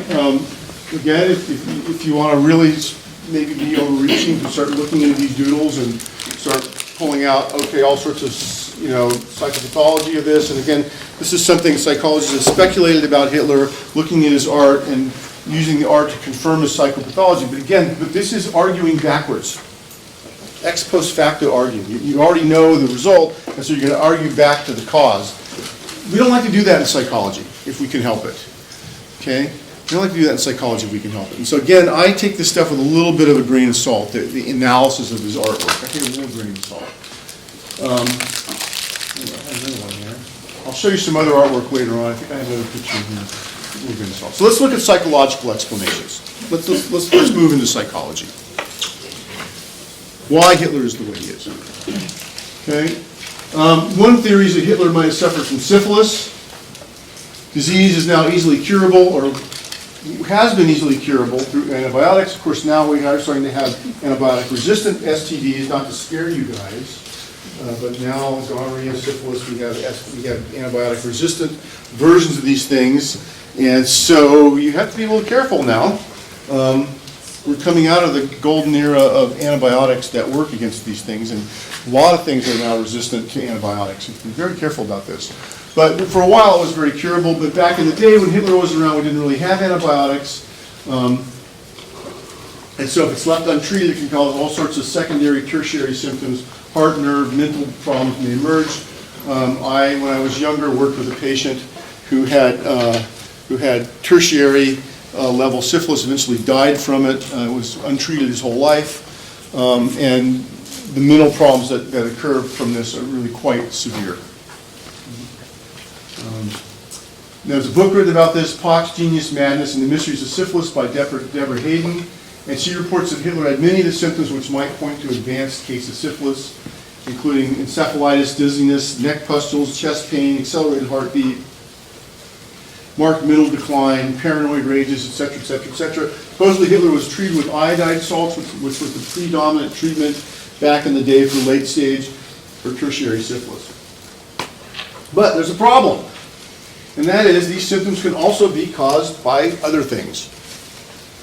Okay, so it's really hard to say I just had syphilis. Because the other things. And a lot of the health issues that he had derived from accounts from his physician, Dr. Theodore Morel, who even the other SS doctors thought was a quack. Okay? It wasn't just like non-Nazi people thinking, oh, he's a quack doctor. The actual top Nazi doctors thought Morel was a quack. Okay? And so again, his accounts we have to take with a little bit of a grain of salt. Also, a lot of these symptoms may have produced in Hitler because Morel was giving Hitler a drug cocktail every day that could have probably affected him. And I'll talk a little more about that later. Okay? So this one I kind of take with a big grain of salt. Now, one other theory about Hitler is that he had genital malformations, and one story was that as a boy he had an encounter with a goat, and the goat chomped off one of his testicles. And so this is a common rumor that was around. People knew this story, even so much that the Allied soldiers knew the story, and they created a very creative, interesting marching song from this. It goes something like this. Hitler's only got one ball, Göring has two but very small, Himmler's very similar, and Goebbels has no balls at all. Hitler has only got one ball, the other is in the Albert Hall, mother the dirty bugger, cut it off when he was small and you march it, you know. That was one of the theories about Hitler. Now, the evidence for this comes from after the war. After the war, give the punchline away, sorry to ruin the punchline of the class. After the war, Hitler commits suicide. He's taken out in front of the bunker, buried in a very shallow grave, doused with whatever's left of the gasoline they had, which isn't much, and lit on fire and burnt up. The Russians come in very shortly afterward. They dig Hitler's body up and take it back to Russia, where they perform an autopsy. And the results of this autopsy are that, see, he's only got one testicle. That is why he's, Hitler, right? He's only got one ball. We're going to post-mortem emasculation of Hitler, right? So we got to take this with a grain of salt. Okay, we got to take this with a grain of salt. They're going to make Hitler look bad. Especially you're going to realize Stalin is in power. You're going to make Hitler look bad. So we don't really know whether there's any truth to the matter of this. But again, it would have been a rumor that would have been going around. A guy named Lothar Macton, who's a historian at the University of Bremen. I don't know, you can go look him up. You're over there. He wrote a book which the theory was that Hitler was homosexual. And this is what explains why Hitler was who Hitler was. Now, there's some obvious problems with this theory.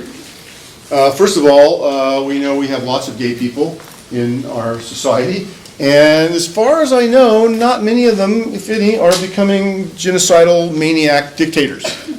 So to use somebody's homosexuality as an explanation for Hitler's behavior, I think is a very, very flawed premise to begin with. Macton brings up some things. First of all, the suicide of Gayle Robel. I'll talk about this in a minute. It's a protest against Hitler's inability to have sex with her. Eva Braun also tried to kill herself twice for the same reason. Now, this is a rhetorical question, but how many women here, you have a boyfriend who doesn't seem like is interested in having sex with you, how many feel like that would drive you to suicide? Or how many feel like you would just maybe go get another boyfriend? Right? That's probably, so again, I take this with a grain of salt. Hitler shared a room in Vienna, I mentioned, for 4 months when he went to Vienna. And this guy wrote, people must have thought we were brothers, but that's what we want them to believe, right? Basically implying they had some sort of homosexual relationship. Okay, I don't know what that means. Number 4, Hitler allegedly was caught with a male prostitute in a haystack in France during the war. This is why he didn't get promoted. Hitler supposedly had special relations with Jewish chauffeurs, some of which were Jewish, sorry, that's a typo. Ernst Röhm was killed because he knew of Hitler's homosexuality. Ernst Röhm was the head of the SA who was killed in the Night of the Long Knives. He was a very, I guess we would say, relatively out homosexual. And Albert Speer, the Third Reich architect, was one of Hitler's lovers, and we have absolutely no evidence for that whatsoever, as far as I know. Okay? So I'm presenting this because it's one of the things that's floating out there. I don't think this is a very well thought out idea. I just think this is kind of nutty. Hitler liked the company of beautiful and frivolous women, and he avoided women who wanted to discuss political issues. His attitude toward women was reflected in his comment that a highly intelligent man should take a primitive and stupid woman. Okay? On other occasions he said, "I detest women who dabble in politics." This is one of the reasons Hitler tended to be attracted to women much younger than himself. Okay? Because, as we know, young women don't get involved in politics. Maybe that's changing now, I don't know. But we do know, when you look in voting rolls in the United States, who votes in elections, women, college-age women tend to vote, not vote very much. Okay? So this is my little poke at you, women and guys. Get out there and vote. Okay, it's very important you get out and vote. Don't be like the other Rob. Get out and vote. Okay? Hitler's half-sister, Angela Robel Gailey, becomes his housekeeper, arrives with her 20-year-old, his half-sister Angela arrives with her 20-year-old daughter Gailey. 40-year-old Hitler becomes infatuated with his niece and begins an affair with her. They lived together for 2 stormy years. Gailey was particularly concerned about Eva Braun, because Hitler was not above having affairs with other women. Hitler was very controlling, did not want Gailey to embark on a career as a singer. Hitler leaves for Hamburg after having a fight with Gailey and is supposedly heard to yell for the last time no, and then Gailey shoots herself, commits suicide. At least that is the story, but she shoots herself through the heart. That's a weird way to commit suicide. Take a gun, do this, pull the trigger. Usually you're going to shoot yourself, you do this, right? Or this. That's more a reliable way. Also, women tend not to choose violent ways to commit suicide. So they take pills or slit their wrists. This is changing, by the way, now, just so that you know, in modern times. But at this time, that would have been very unusual. And so there's a lot of speculation about Gailey's suicide maybe not being a suicide. And we don't know. Did Hitler order her to be killed? He certainly was very attached to her, very fond of her, and he was very distraught after her death. But could he have ordered her to be killed? It's possible. And there's all sorts of interesting conspiracy theories. She was having an affair with a Jewish chauffeur. She was having an affair with a Jewish singing teacher, and so she wanted to move and go and get singing lessons with this guy. All sorts of things floating out there. Again, no substantial proof for any of it. We just know that it's a weird way for her to commit suicide. So we don't know. We don't know. Okay. Hitler began to see a woman named Eva Braun. Still had affairs with other women, especially fond of film stars, and one girlfriend, the actress Renate Müller, also committed suicide, not in the typical way, but by throwing herself out of a hotel window in Berlin. Also, very odd and very violent way of committing suicide. Not typical that you would see females, especially at this time, committing suicide. This is Renate Müller, and again, there's speculation that, you know, Hitler either ordered her to bump off or he indicated he would like it if she got bumped off, and maybe the Gestapo showed up in her room, took her body, tossed her out the window. We don't know. But again, very odd suicide here. Okay. Now, Eva Braun makes some suicide attempts, not successful, and as you know, she is with Hitler to the very end, and eventually commits suicide with him in the bunker. There's some speculation that she takes cyanide, he shoots himself. There's some, I can't remember exactly which one does what, but anyway, she dies with Hitler in the bunker at the end, so she's with him until the end. Okay. If you're famous like Hitler, you're also probably going to get a stalker, right? Famous people get stalkers. I'm sure Brad Pitt has a few stalkers. Well, Hitler has a stalker, and she's English. Her name is Unity Midford. I call her a stalker. She becomes obsessed with Hitler. There is a Nazi party in England, who produce, and some people represented in the aristocracy. And again, if you watch this very excellent series about the Queen of England, it's called The Crown, I can't remember what it's called. It's very good, about what's the current one? Elizabeth. She is, Elizabeth, right? Second. The new modern one is still alive. Very interesting. And there's one of the episodes where they find out that many of the royal family had all sorts of interesting interactions with Nazis, because a lot of them are German, right? Remember,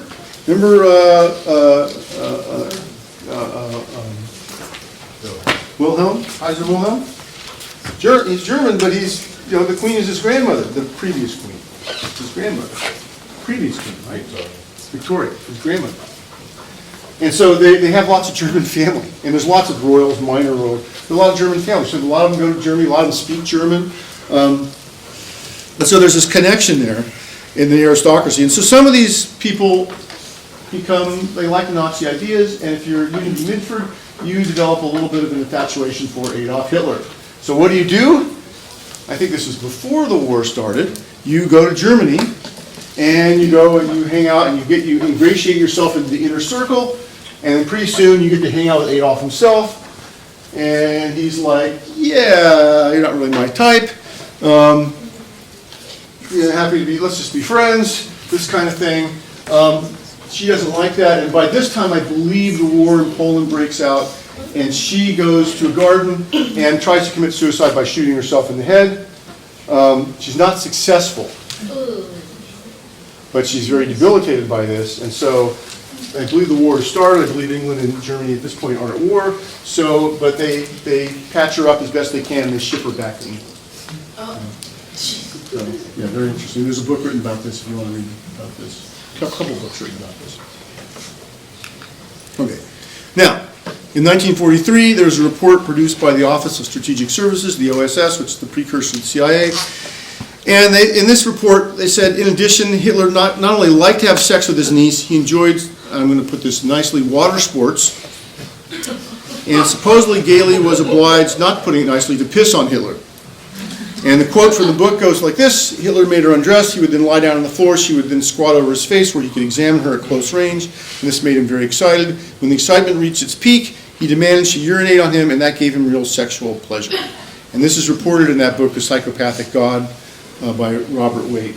The problem with this is not it wasn't like you got a first-hand witnessing this and reporting it. You had people who knew Hitler and perhaps had a little bit of an axe to grind, giving these reports about him. Okay? So we got to take this with a little grain of salt, a lot of grain of salt, I think. Now, none of you got my visual metaphor here of the female firefighter and the hose. Now you're getting it. Okay, good. Just want to make sure. Water sports. Maybe I need something a more graphic image. I don't know. No, Reiner says no. Many of Hitler's sketches of women are crude and unfinished. He only drew a few pictures that featured women. Many of these are thought to be copies of other German artists. Probably that mother and child picture I showed you was a copy. I don't know for sure. In Hitler's drawings of women, they're typically turning while averting their gaze from the viewer. Women are young, Aryan, and zoftig. You know this word, German word, zoftig? There's a modern word for this now. I think we'll call it now curvy. I think that's what we would say, curvy. But women they're fully fleshed out here, right? Perhaps this is what Hitler saw as the ideal German woman. Don't you use the same juicy? I never use that term, but I will defer to you. That's what it's after. Yeah, okay, yeah. There's little supposedly that's very erotic or sexual, indicates these women were anything but sort of vapid. And the idea for Hitler was that women would be passive and healthy. Okay, women, and this permeates the Nazi Party, that women are really thought to be, their primary goal should be to breed more Aryan children. And I will get to the concrete incidents of this when we start talking about Himmler, okay, a little bit later on.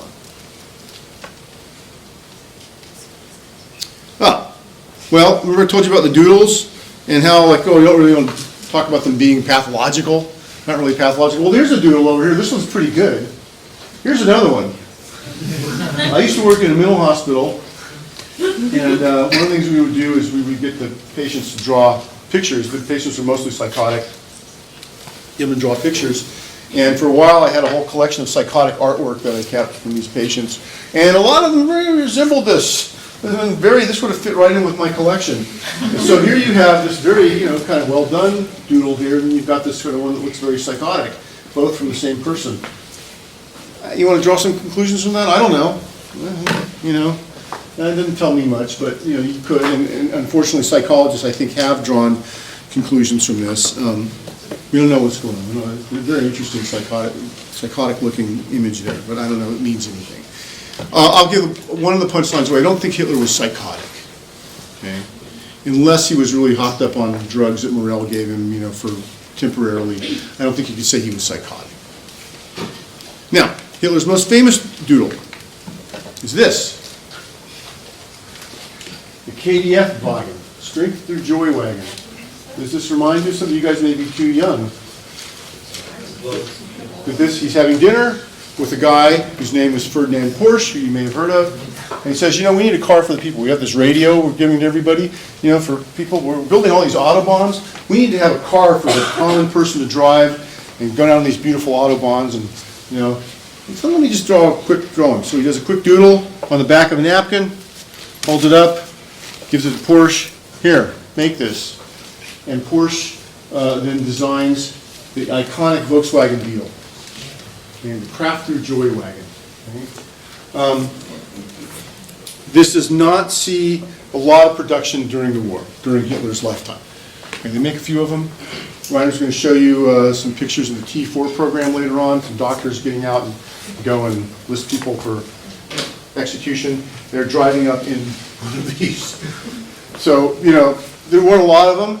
But there are a few, and it's not till after the war, when Germany is recovering, and German industry needs to make a cheap car for the masses, that they produce this. They pull out the design, they round it off a little bit more, and they produce this thing. And is in production until the 2000s, and then they make a new version of it. And then they make a new version of it for a few years. And then I think they're not making anymore, but the last couple years of making this, they decided it was too round and too feminine, and so they square it off a little bit to make it more appeal to guys, right? Make it more masculine, and it looks almost exactly like this. It's really funny. It comes around almost full. Sorry about this. It comes around almost full circle. And starts looking like this again. I just think it's a kind of fun thing. Hitler did not like America, but he did admire Henry Ford. Henry Ford was a great anti-Semite, caused all sorts of books and publications, anti-Semitic publications to be done. Freud liked him. The Germans admired the assembly line, manufacturing processes, even though they didn't necessarily follow them very well. And Dr. Norris is going to talk to you about that. A little bit. Okay, so just a little side note. So Hitler's most famous artwork is right here. Here's a thing for the KFD wagon, 1939 advertisement. Cruise down the Autobahn with this thing. Okay. Now, this book is by a UCLA guy, a UCLA professor, Frederick Redlich. And asserts that while Hitler was abnormal, he didn't suffer from anything that could, any sort of constellation of symptoms that could be called a mental illness. He had enough, but he argues that he had enough mental disorders to fill a textbook, but none of these for him crystallized into a full-blown diagnosis. That's a little weird to me. That seems a little strange. But you get the idea. He had tendencies towards lots of things, but he didn't have something where all the symptoms crystallized altogether. Okay? According to Redlich, none of Hitler's psychological problems are responsible for the atrocities he committed. In fact, Hitler's physical ailments were so severe he could never have been a democratic leader. We wouldn't in this country, at least previously, we wouldn't elect somebody who had so many physical problems. Okay. Hitler also could not have been a member of the superhuman race he proposed, and that should be obvious. His incessant afflictions included headaches, dizziness, severe bloating, abdominal spasms, belching, constipation. Also had coronary heart disease, hypertension, and later developed Parkinson's disease. Probably a lot of these symptoms are due to his drug use, the cocktail of drugs that Morel gave him. He had phobias, fear of water, I mentioned horses, numerous psychological, I wouldn't say full-blown disorders, but sort of symptoms, depression, narcissism, anxiety, paranoia. Redlich does not find any evidence to suggest true mental illness. And by this, he's almost taking a more legal definition of mental illness. A legal definition of mental illness is that you're competent, that you knew what you were doing when you did it. Okay? And for Redlich, he does not fit the legal definition of insanity. He knew what he was doing, and he did it with pride and enthusiasm. Now, this is Morel, Theodore Morel, and by 1942, Hitler had become a regular methamphetamine user, receiving daily injections of the trade name Pertived from his personal physician, Theodore Morel. He also given narcotic pills for sleeping, anti-gas pills, anti-flatulent containing strychnine and belladonna, which both have some, at least the belladonna has some psychoactive properties. Strychnine's poison. At one point, Hitler was taking as many as 28 separate medications. No one can be sure what the effect of the drug cocktail had on him. But his behavior over his time as dictator becomes more and more erratic until the end of the war, where he is very, he's really seeming like he's a bit out of it. Okay? Now, Morel claims Hitler's ailments would have been everything from, again, you'll see people, not Morel, but Morel gave him all these drugs, and people said, well, he had all these different ailments, syphilis, Parkinson's disease, everything, but probably most of these symptoms were caused by the drug cocktail. You're taking amphetamine every day for, a couple years, you might start getting a little shaky, right? Look like you have Parkinson's. So again, probably some of this had to do with all the stuff he was taking. He was not a drug addict per se, but he certainly was on a lot of drugs. Okay? And he just says, doctor told me to take this, doctor came to give me an injection, keep me going, keeps going. Okay? And as I mentioned, a lot of the other Nazi physicians thought this guy was a quack. Now, Redlich also hypothesized that Hitler suffered from something called spina bifida occulta, a condition which is where the spinal cord doesn't close properly. There's a more severe version of it and a less severe version of it. This is the less severe version of it, that he thinks Hitler had a congenital defect in which the opening of the urethra is located on the underside of the penis. In other words, the pee comes out here. I'm just putting this in plain language, right? You're not using medical terminology. The urine comes out here, right? Rather than coming out normally. There's no opening on the back. People have this really badly. There's an opening in the back, and some of the vertebrae are not closed. But in this case, there might have been something going on here, but nothing really severe in Hitler's case. Usually no nerve damage. Maybe hair or dimple on the site. Many of these people with this condition never know they have it, but problems can occasionally occur. Okay, and this urethral hypospadia. This is this thing. On the bottom could have been something that maybe Hitler suffered from. We do know there was a lot of things going on with Hitler that seemed around his sexuality. We don't have any smoking gun for any one of them, but one thing you could say is there seemed to be something wrong in Hitler's pants. Okay? Some way, shape, or form, psychologically or physically. This is an interesting idea because, to me, this fits in with this idea that Hitler might have been concerned that he had a Jewish grandfather. And his concern for that would have been that he has some kind of genital malformation, and the idea would have been that he would have thought that this is the result of the tainted Jewish blood. Hence, his hatred, his intense hatred for Jews, because look what they did to me. They caused me to be malformed here. Okay? So this is, again, I'm speculating about this, but I think if you want to speculate about something going on, that makes sense because it ties in with this idea of his grandfather, him thinking his grandfather was Jewish. Again, we have no direct evidence for this. One of those puzzling aspects of Hitler's childhood is that there's little to foreshadow the adult he become. He did not torture animals, which is something you see in people who become psychopaths. He didn't set fires as far as we know. Another thing you see in psychopaths. He seemed a fairly normal child, sexually shy in adolescence, but that's a lot of people. Psychohistorians assume that the child had troublesome deep conflicts, including ambivalent feelings about his mother and father, but there's really no evidence for this. I mean, again, we don't know. Okay? He did spend a lot of time spinning fantasies, and that is something that can be related to psychopathy. Again, I'm going to talk about that in my other class in detail. Hitler's peculiarities in later adulthood, of course, are abundant. Sexual issues, phobias, these kind of things. He had some delusions. He thought he would die at an early age, which of course could be a self-fulfilling prophecy. In Hitler's case, I think so. Again, it's in paranoia, narcissism, anxiety, depression, hypochondria, name a few. But again, that he was openly self-destructive or sexually perverse is not, there's really no hard evidence for any of that stuff. Psychoanalytic theory might say that Hitler projected his hatred for his mother or hatred for his father onto the Jews. He thought the Jews could have represented his father, of course, who was tainted supposedly by this Jewish blood. Or you could turn this around, and you could say he may have hated his father because his father had passed on this, so the pretzel logic of psychoanalysis. He may have hated I think the idea here is he hated his father. He could have hated his father because his father represented, his father was Jewish, and may have passed on this bad Jewishness to him in the form of some malformation. Okay? There's a postulation that Hitler's aggression toward the Jews being related to his rage at his mother's doctor who treated her breast cancer. His mother, when she got breast cancer, was treated by a Jewish physician. She ended up dying. Maybe he's pissed off at this doctor, and then he extrapolates that to all Jews, possibly. But we do know that when after his mother's death, that that they owed the doctor some money, and they paid the money to the doctor, and they sent him a nice note saying thank you for taking care of our mother. So we don't have a lot of evidence for that. Okay?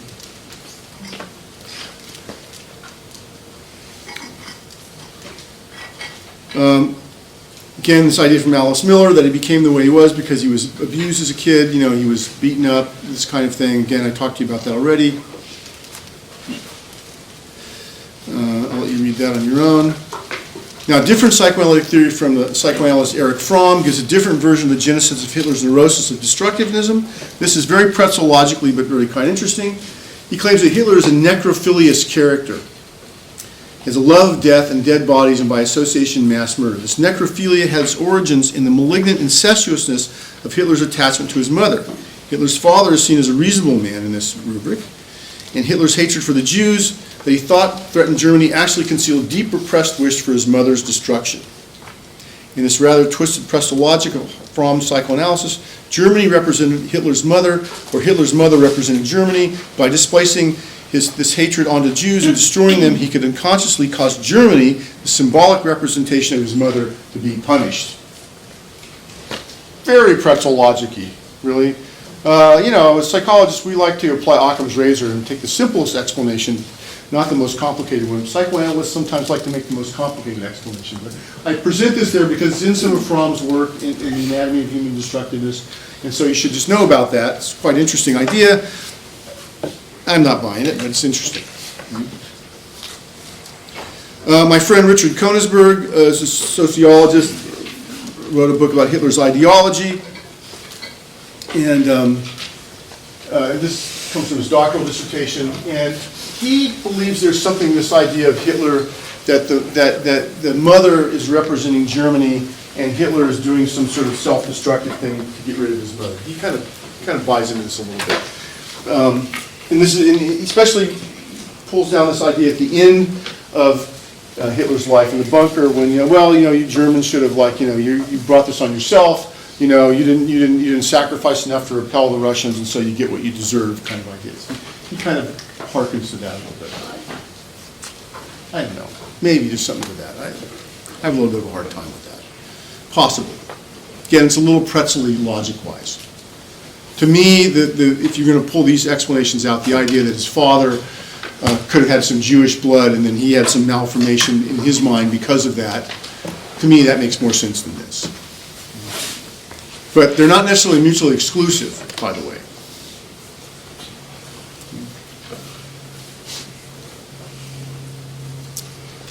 Now, let's cut to the chase here, and I think I can actually maybe even finish the lecture today, or most of it. When you look at Hitler having all sorts of kind of psychological symptoms, when you look at his behavior, really, if you're a psychologist, you're going to be clued in and start thinking about personality disorders.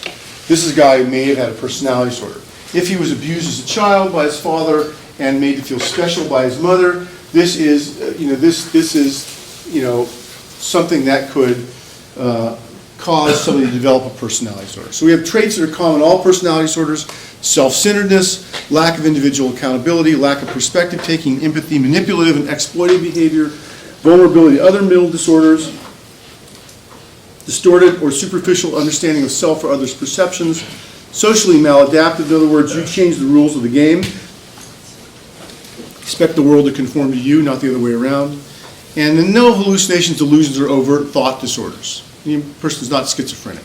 And if you look at Hitler, you could really say that most of these things, he really sort of hits most of these things.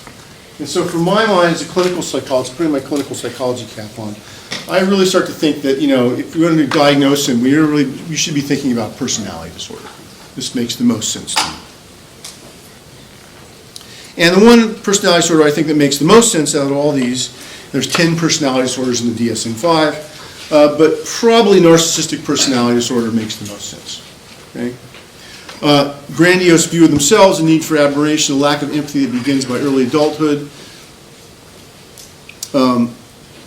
inflated sense of self-importance, overly concerned with fantasies of unlimited success, power, brilliance, beauty, or ideal love, believes that he or she is special or unique, can only be understood by or associated with other special high-status people, excessive admiration, a sense of entitlement, takes advantage of others to achieve their own ends, lacks empathy, often jealous of others, believes others are jealous of him or her, shows arrogant or domineering behaviors or attitudes. And so this is, these come right out of the DSM, and you could say, 5 or more of these, and Hitler certainly hits all of these to some degree. So again, if we think about psychological diagnosis, this one makes the most sense to me.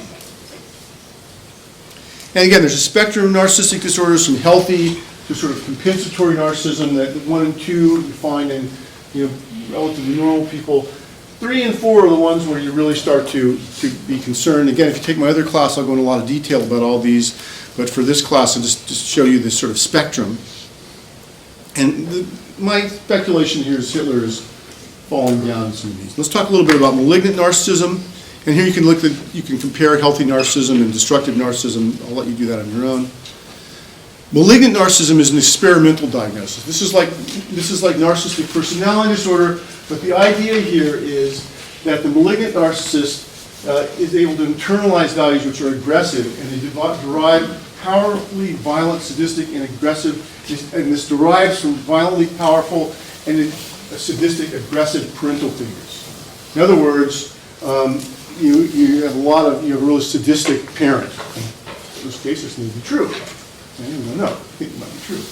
And the idea is that this is a disturbing form of narcissistic personality disorder where grandiosity is built around aggression and the destructive aspects of the self become idealized. In other words, a narcissist always needs to be pumped up with admiration, but for a malignant narcissist, the form of the admiration is that your followers will go out and destroy some group or some other that you've identified. Okay? And we see this in Hitler's pattern. Hitler identifies the Jews as being bad. The followers go out and destroy the Jews. This is the form of admiration that sort of nourishes him, if you will. Okay?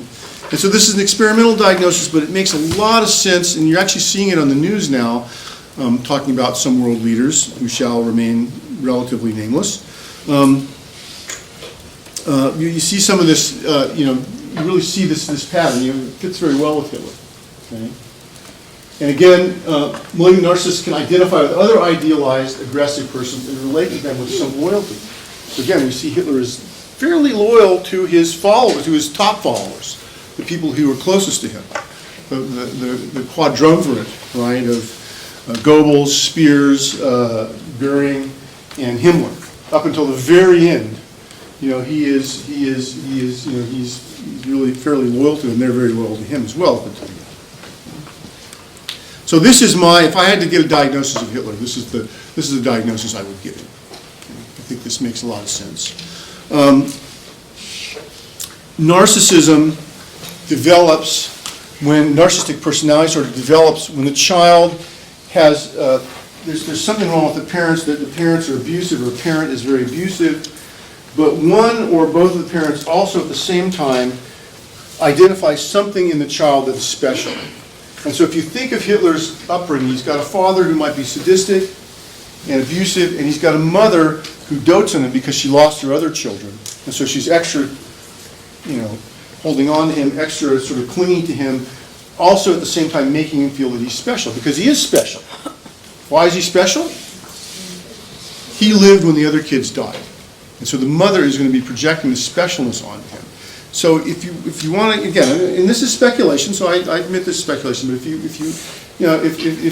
you want to really think about giving Hitler a diagnosis, this would make the most sense. Father's abusive, mother makes him think he's special, and so what happens is the child then organizes their sense of self around the specialness, because the other stuff is too aggressive, too painful, too aggressive, too chaotic to organize a sense of self, like normal people would do, normal relationship, normal family, right? And so instead he organizes himself around this feeling of being special. Okay? The problem with the feeling of being special is that that feeling of being special is not pumped up.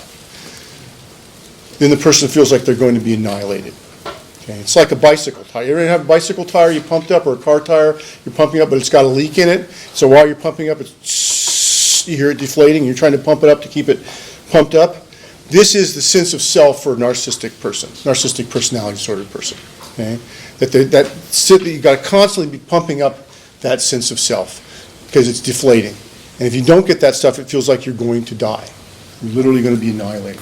And so somebody like Hitler, that makes for a good reason to basically go into politics, become somebody who everybody pumps up and admires, become a cult leader, become a dictator, any of these kind of things. And so you see this sort of psychological dynamics over-represented in your sort of dictatorial leaders, your totalitarian leaders. Stalin was a little different because Stalin was more paranoid. Hitler was a little bit paranoid too, but Stalin was really paranoid. But you see people like Saddam Hussein, you see people, pick your pick. In the world right now, we might think that Putin could be this, Erdogan, the dictator of Turkey, could be this. You can pick some other ones. There might be some others closer to home who I won't mention, but I'll let you draw some conclusions about that yourself. But but we see this sort of personality dynamic, among some of these kind of despotic leaders. That makes sense? It's a little complicated. Any questions about this? There's more to it than this. Again, I go into this in more detail in my 473 class, so if you're interested in more about malignant narcissism, this kind of thing, take that other class and I'll go into more detail about it. Yes? Wouldn't you say that, most leaders and politicians tend to be a little bit narcissistic? Yes. Not that way? Yes. You have to be narcissistic to become a politician. The question is whether you're narcissistic here, healthy narcissism, or this compensatory narcissism, or whether you're narcissistic here, where it's a personality disorder, where your personality is not put together properly.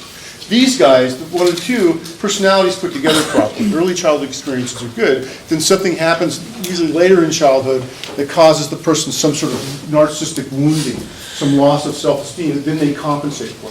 I mean, a good example of number two, it would be Barack Obama or Bill Clinton. Right? Good examples. Both, I think, are fairly narcissistic, but they're more neurotic or healthy narcissists. In other words, their sense of self is normal. Their personalities are well put together, but in childhood, they have an event that causes them some sort of lost self-esteem. In both their cases, it would be the loss of their father. Okay? And they're raised by a single mother, they lose their father. Children of divorced parents often have this dynamic where the kid feels they're responsible for the divorce.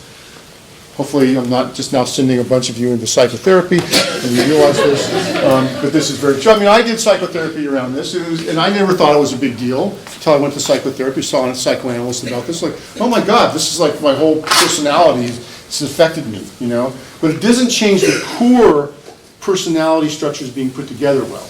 It's just it's a compensation, right? So a lot of these guys, so Clinton and Obama, a good example. I would say healthy compensatory narcissists. They're compensating for something in their own childhood. So you'll see this a lot with politicians. And then you'll see among the dictators, however, more of this stuff. And another way you can think of malignant narcissism is, if you want to simplify it a little bit, is that you can say, well, it's a narcissism that is mixed with being a psychopath. It's not really, but you kind of think there's a lot of psychopathic characteristics. Like basically, I want something, so I don't care if I have to harm somebody else to get it, right? The narcissist needs that harming somebody else by their followers to get that admiration. The psychopath doesn't need the admiration, they just need to get what they want. right? That's how you tell the difference. But there's a lot of psychopathic type things that occur that malignant narcissists will do, even though their motivation for it is slightly different than a true psychopath. Okay? It's a very interesting subject, by the way. We could talk for an hour just on this stuff. It's really quite fascinating. I keep meaning to write a paper on this. I'm talking with a friend of mine who's a psychologist. We're supposed to be writing a paper on this with regard to a certain political figure, but we haven't got around to finishing it yet. But we've been thinking about it a lot, so it's really quite fascinating. But this makes sense with Hitler. And also these guys, these narcissistic people, can be really quite charming on the surface. Be quite charming and quite mesmerizing to people. You feel like you're part of something greater. You can be pulled into this whole thing. And again, this is what happens. And again, if you look at sort of the last days of Hitler, or you look at people who survived the last days of Hitler, like the Governor General of Poland, Hans Frank, who I believe you will see in the movie Conspiracy. I think is he one of the? It's one of the guys in there from Poland. It's just the guy underneath him. Yeah, okay. I get them mixed up.